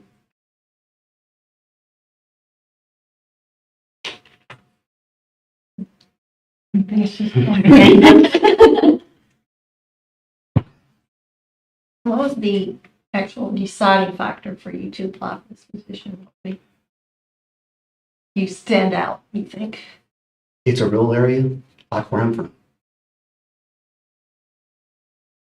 When I first talked to Mr. Hall about, you know, hey, I want to, you know, I've come out of my 5 years. I know what I want to do now. You know, I'm 51 years old. I got 2 years to retirement. I won't be retiring in 2 years. I'll be 62 or so. I said, so I want to try. I said, it has to be a rural area because rural area children and rural area teachers, that's what I know and that's who I want to be. I don't want to be anywhere else. That's almost one of the main reasons. You're very similar. You got 7 schools. We got 7 schools. You got about 1,800 kids. We got about 2,300 kids. The test scores are close too. I mean, they are. Your high school stuff's better, but you got to keep working on it. I'm a rural area person. That's where I want to be. If, you say our academic December. Yeah. What would you plan, what would be your plan to get us better test scores overall? All right. What we've been doing, and I'm going to explain this now. I've been a part of this. That's why if I wasn't a part of it, I would explain to the situation. Here's what we're doing. We got to the point where we're low, okay? We had filed for, let me get it. I got some notes here. All right. 2 years ago, we hired a math coach for 3 through 5. Okay. There was some board skepticism. There was some teacher skepticism on hiring a math coach. So the first year, this lady was a perfect fit for this position. She worked with them on all types of different stuff, showing, what they were doing was implementing new stuff with PLC groups. They would talk together. She's at every school, a different school every day, elementary. She would talk with teachers. She would get any information from them. She would give them some extra plan time while she was there. She would do this. She won them over that first year. Okay, we come in the second year. She starts breaking down standards for them. They're breaking down standards together. They're meeting in PLCs once a month. People are coming. Then we're giving them a stipend for these, but this is the first time that we're starting to get on the same page. We've got 6 schools spread out, kind of like yours are. And you've got one teaching out of something, one book here. You've got another one teaching out of something else here. And nothing's streamlined. So at this point, they're starting to collaborate with each other. They're not holding their good ideals in. They're letting each other have their good ideas. So they continue to go through these PLCs. Now, if you tried to take away their math coach now, there would be a strike because she is that good to them and they're that good to her. Now, this year, what we're getting ready to do, we got the innovative school model. Where's it at? We got the math implementation grant that we had filled out for. We chose School Kid as our vendor. So what they're doing is they're helping us try to get on the same page. We're on the same page 3.5, and our test scores come from, they're 33.1 right now. The state's at a 33.8, so we've made massive jumps there. Now our 6.8's up a little. High school's still not real good, okay? But we're working. So with this math implementation grant, we meet with School Kit 1 to 2 times a month on Zoom. And we outline district vision, and we're working on getting our director, Mr. Hall, or get some other people involved in this. We have now hired a 612 math coach. He is a excellent person and an excellent teacher. He was an algebra teacher in high school forever, should have moved up. He moved up to where he was doing all of our virtual learning stuff during COVID. We've moved him over to math now because our virtual is kind of out of the way. Those two right now are working together with me and Miss Amanda Bradley Stevens, who is our federal programs. We have kind of taken over this math. Not we. They've kind of taken over this math. I'm there. I'm there for the help that they need. Central office pool, getting stuff, get this done, get that done. I've been to PLCs with teachers. We just adopted a complete math version. We went with Savas. It is from 3 to 12. Everybody's on the same thing. Now we're trying to win 6, 7, 8, and 12 over to where everybody's sharing ideals. It's starting to happen with 6th, 7th, and 8th. I was in a PLC the other night, and I've got, you know who your teachers are that have been there forever. They're going to do it their way, and they're going to do it. They're asking these younger teachers, "Well, how did you do that? Can you show me how to do that? Are we going to continue to have these PLC meetings? Are we going to continue to do this so we can prepare stuff for these kids coming up?" The answer is yeah. We're kicking off we call a boot camp this summer, teachers. We're stipending them. We're doing a 3-day training session on the new Savas stuff that we just got. I think it's going to take some time, but I think we're getting there closely with the math. The math, if we get the math, ELA will be next, and we'll start working with math and ELA. I think if those two come, the other one will continue to. But it's winning over teachers. It's let them come to you, use their ideas, because they're everywhere. I know you've got good teachers, and I know some of your older teachers that are, you wouldn't say not good teachers, they're just doing their own thing.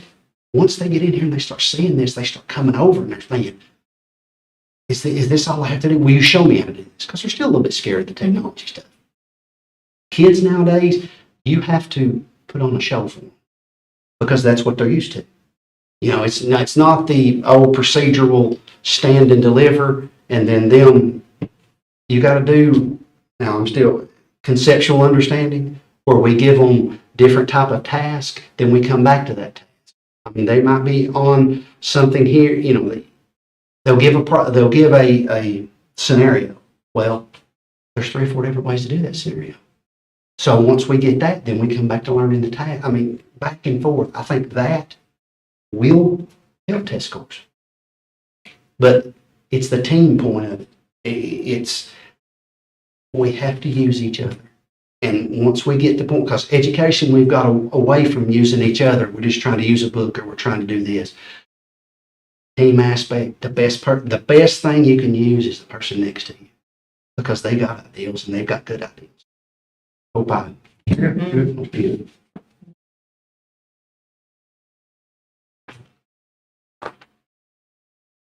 So, in my opinion, I feel like that the director of schools is one of the most important jobs in our county. So, what do you think is the most important aspect of this job? The most important aspect of your director of schools, kids should know who you are. Every kid at every school should know who you are. Now, there's a whole lot of other important things, but the most important thing is every kid should know who you are.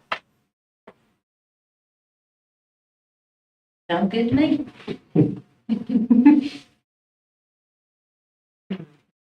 Mhm. All right.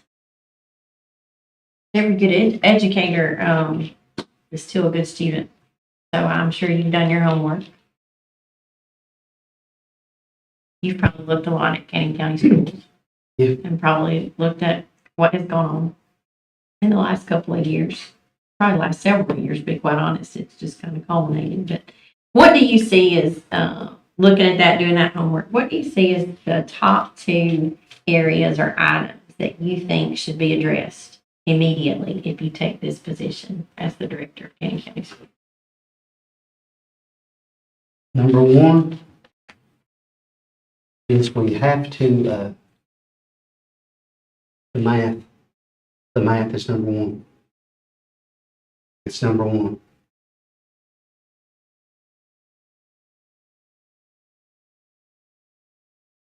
I think number 2, you got to win on for teachers. You got to win them back, because they're the most important thing you have besides your students. Because who are with your students every day? Your teachers.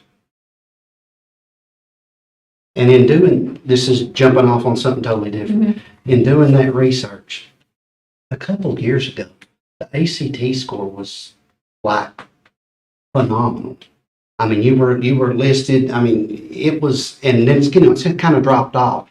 It kind of rose up and then it kind of went back down just a little. I was wondering if that was because it was like a 20. It was over 20, I think, and then it kind of leveled back off. And I was wondering if it was one of those exceptional classes, because we've had those before. It spikes and then it drops, because it's an exceptional bunch of students that come through. That kind of grabbed me. I thought, well, what kind of happened here?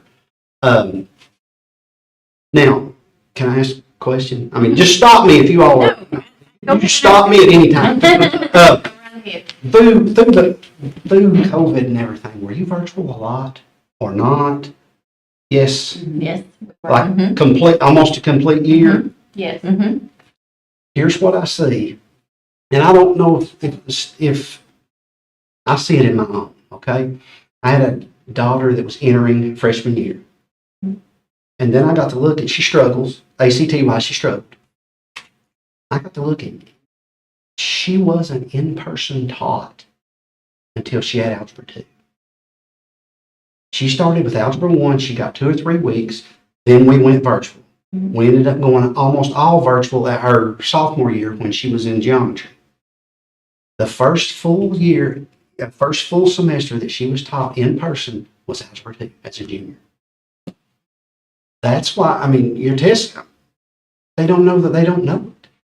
Now, I know we've got some of that coming in now that was in 6th, 7th, and 8th grade when all this happened.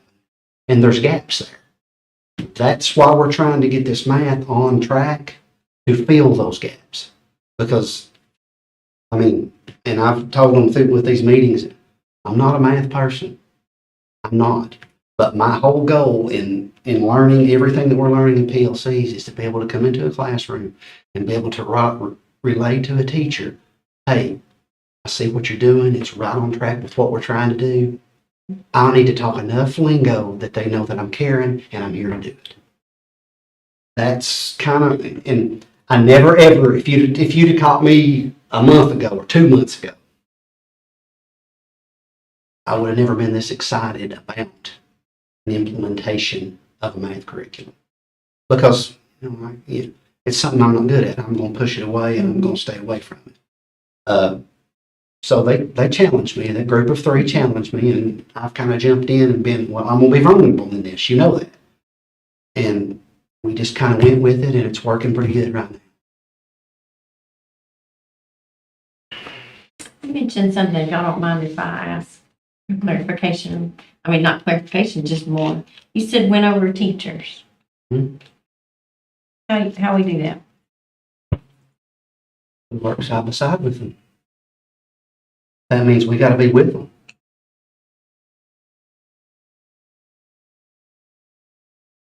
That means central office. I mean, and I know I'm there. I'm in the office all the time. Got to carve out time. You've got to carve out time to be with teachers and be with kids. Now, and I'm going to tell you right now, if you want a director that's going to sit in an office and do stuff, I'm not your person. Because I want to be in schools. Now, I'm going to get what needs to be done that's in the office, but I want to be in schools. Mm-hmm. And I realize that a director of schools is not it don't shut off. Okay? It's a 24-hour a day, 7-day a week job. And it has to be that way. Because things happen all the time. Like your tornado event last night. I mean, it happens. And you have to be there ready to go, and you have to have people ready. Thank you. I'm gonna pass my time here, and should everything go there.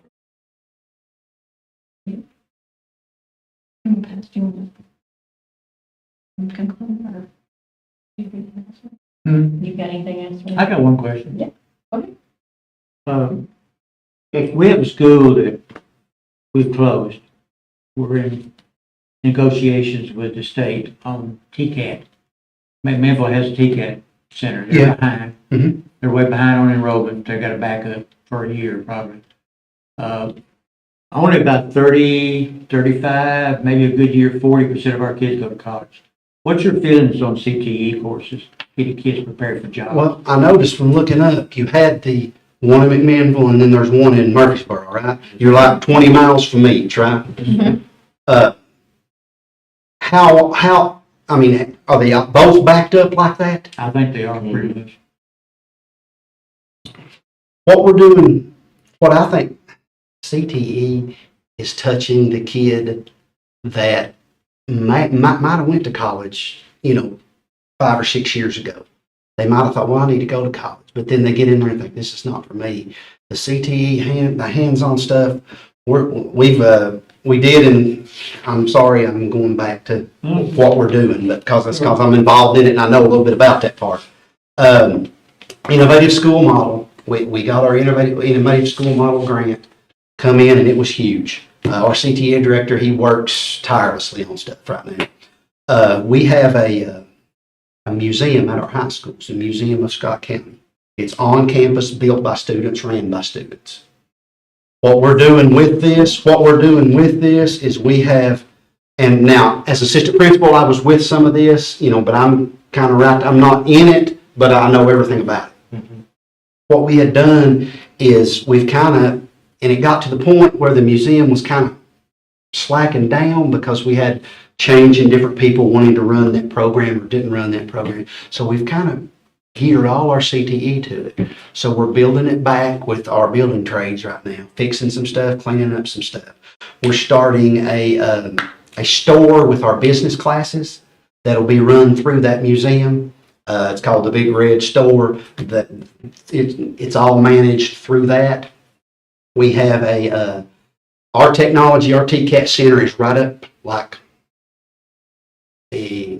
about like here to the courthouse over there. Oh, wow. So it's close, it's right there.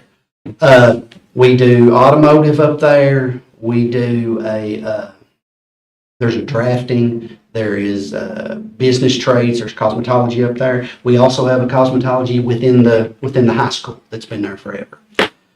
Oneida is about 10 miles up the road. What we do up there is a auto body. Now they have the linemen, but our high schools can't be involved in that.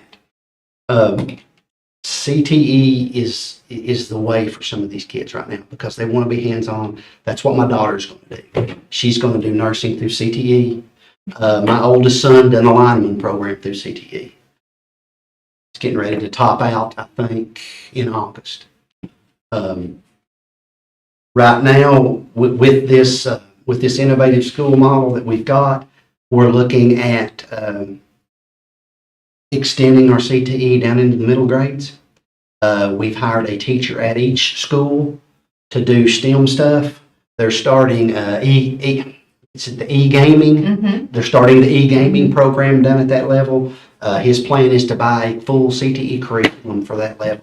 We've hired a supervisor for those 5 schools. We'll hire one for the high school, and then there'll be the CTE director too. I know this because I talk to the principal at high school every day. They're doing a heavy equipment simulator is coming out, and we're looking at maybe purchasing one of these. You can get certified to run track hoe, dozer through this simulator. They're bringing it out for a test. You load it up, and you're doing everything right there online with it.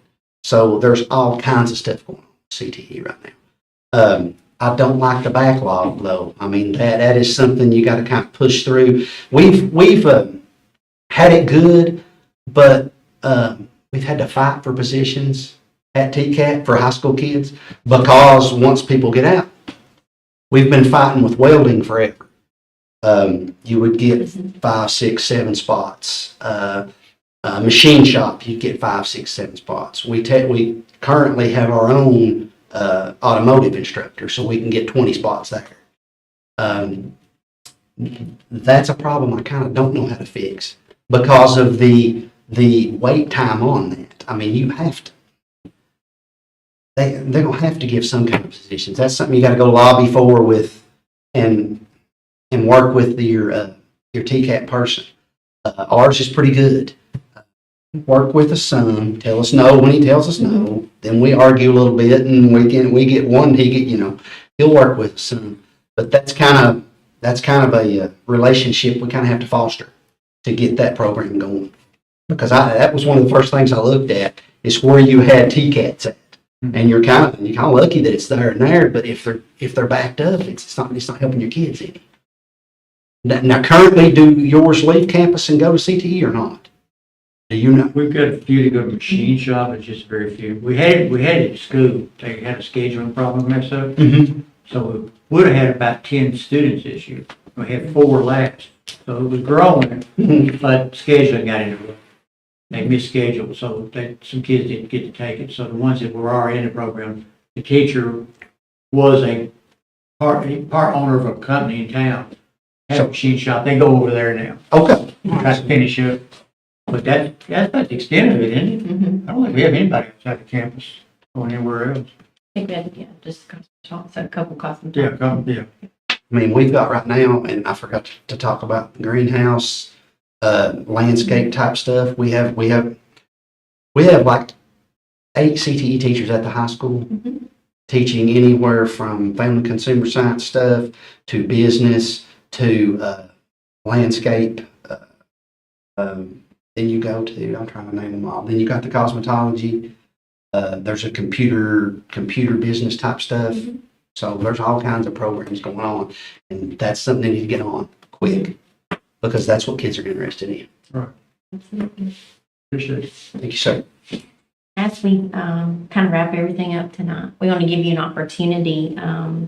There's anything that you want to leave us with tonight that we haven't talked about that you want to share with us, maybe a career highlight, maybe even a career setback that you overcame that you learned from. What would you like to leave with us tonight as we conclude?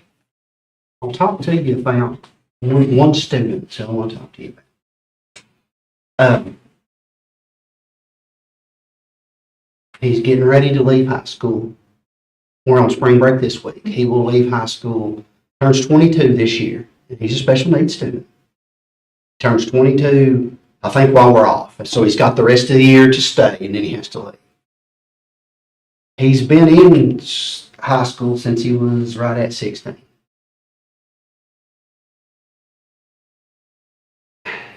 It's hard to talk about what he really means to me.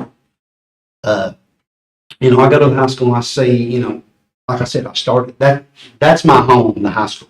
Now I'm at elementaries and stuff, but my high school, that's the home, and I still call it mine. I'm walking through there the other day at 6 o'clock in the morning thinking I've been coming in this door for 28 years.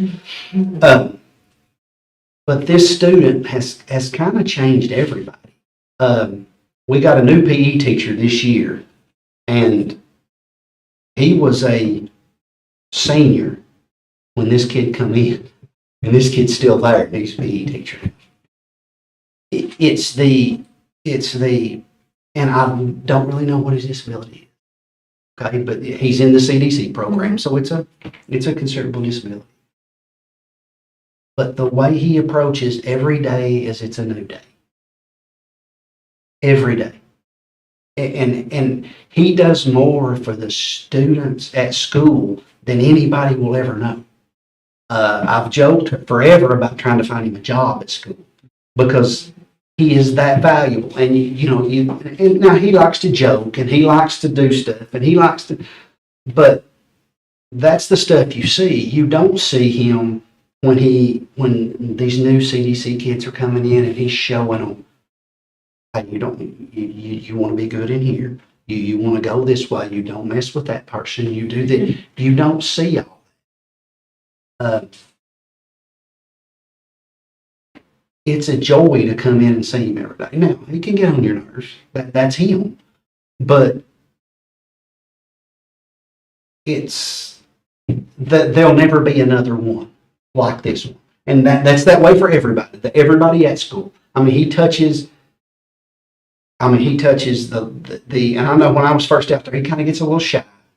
He walks in the office right now like he owns the office. He talks to the ladies. He'll go in and see the principal and say, hey, how you doing today? He walks in and out.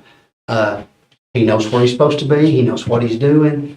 The lunch ladies love him. He's the only person I know that can go in and get an apple and it's peeled, sliced, and cut up in little pieces and put in a bag. They do what he wants. And he's just that kid that you think of that, and we got plans for taking him to the movies on his birthday and stuff like that. But I just don't see him sitting at home. And that's what he's going to do when he gets out, is sit at home. So, and I've been joking forever, but I'm still trying to find something for him to do. Because he can't just sit at home. He's too valuable to the school for him to sit at home. Then kind of what I want to close on is I just want to urge you all to, during this process, and when you got 3 people, get the best fit for you. That's what it's about. It's getting that perfect fit. If that's not me, that's good. Get the best fit for you. And because that's what I'm hunting for, the best fit for me. And that could be, it could not. I don't really know that. But that's what I'm urging you, is to get the best fit for you. I know you're interviewing 2 other people from here. If they're the best fit, yes. And just know one thing though, if I'm not the best fit for you, you can still pick up that phone and call, and I'll help you work with you any way you want me to work with you. Because this is and we got to start changing this right now. We got to get stuff from other systems, pull stuff in. Hey, I've got this going on. Do you know anybody? We have to do that as educators right now. I mean, with all the school safety stuff, I mean, anything. And I'm not just saying it because I'm in an interview. I mean it. I mean, if there's something I can help you work on, or I've got an idea, or maybe you've got an idea that you're doing with some different stuff that might help us. That's what I'd like to finish with. I mean, get the right fit. Thank you so much. Thank you. Thank you. Thank you for being a servant. Thank you for sharing your story with us.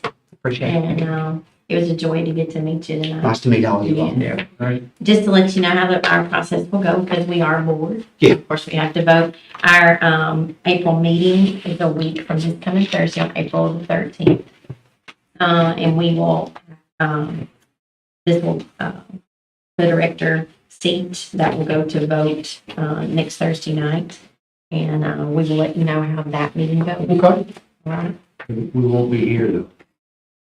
No. You need to know where to go. Yeah, that will be at Cannon County Middle School. Okay.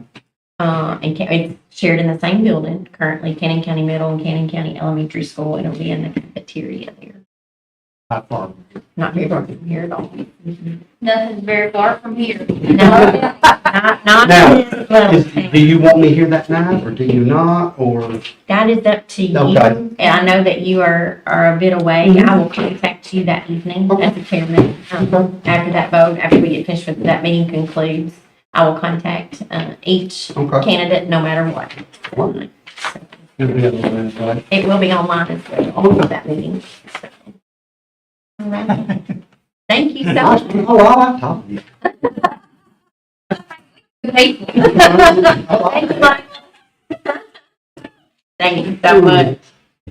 Thank you so much. That concludes this evening. We appreciate Mr. Michael Medford for making sure that this was streamed tonight for our community. So we thank him, and we thank our community for their support during this time. And that will conclude this. Thank you so much. Thank you. Thank you. You know,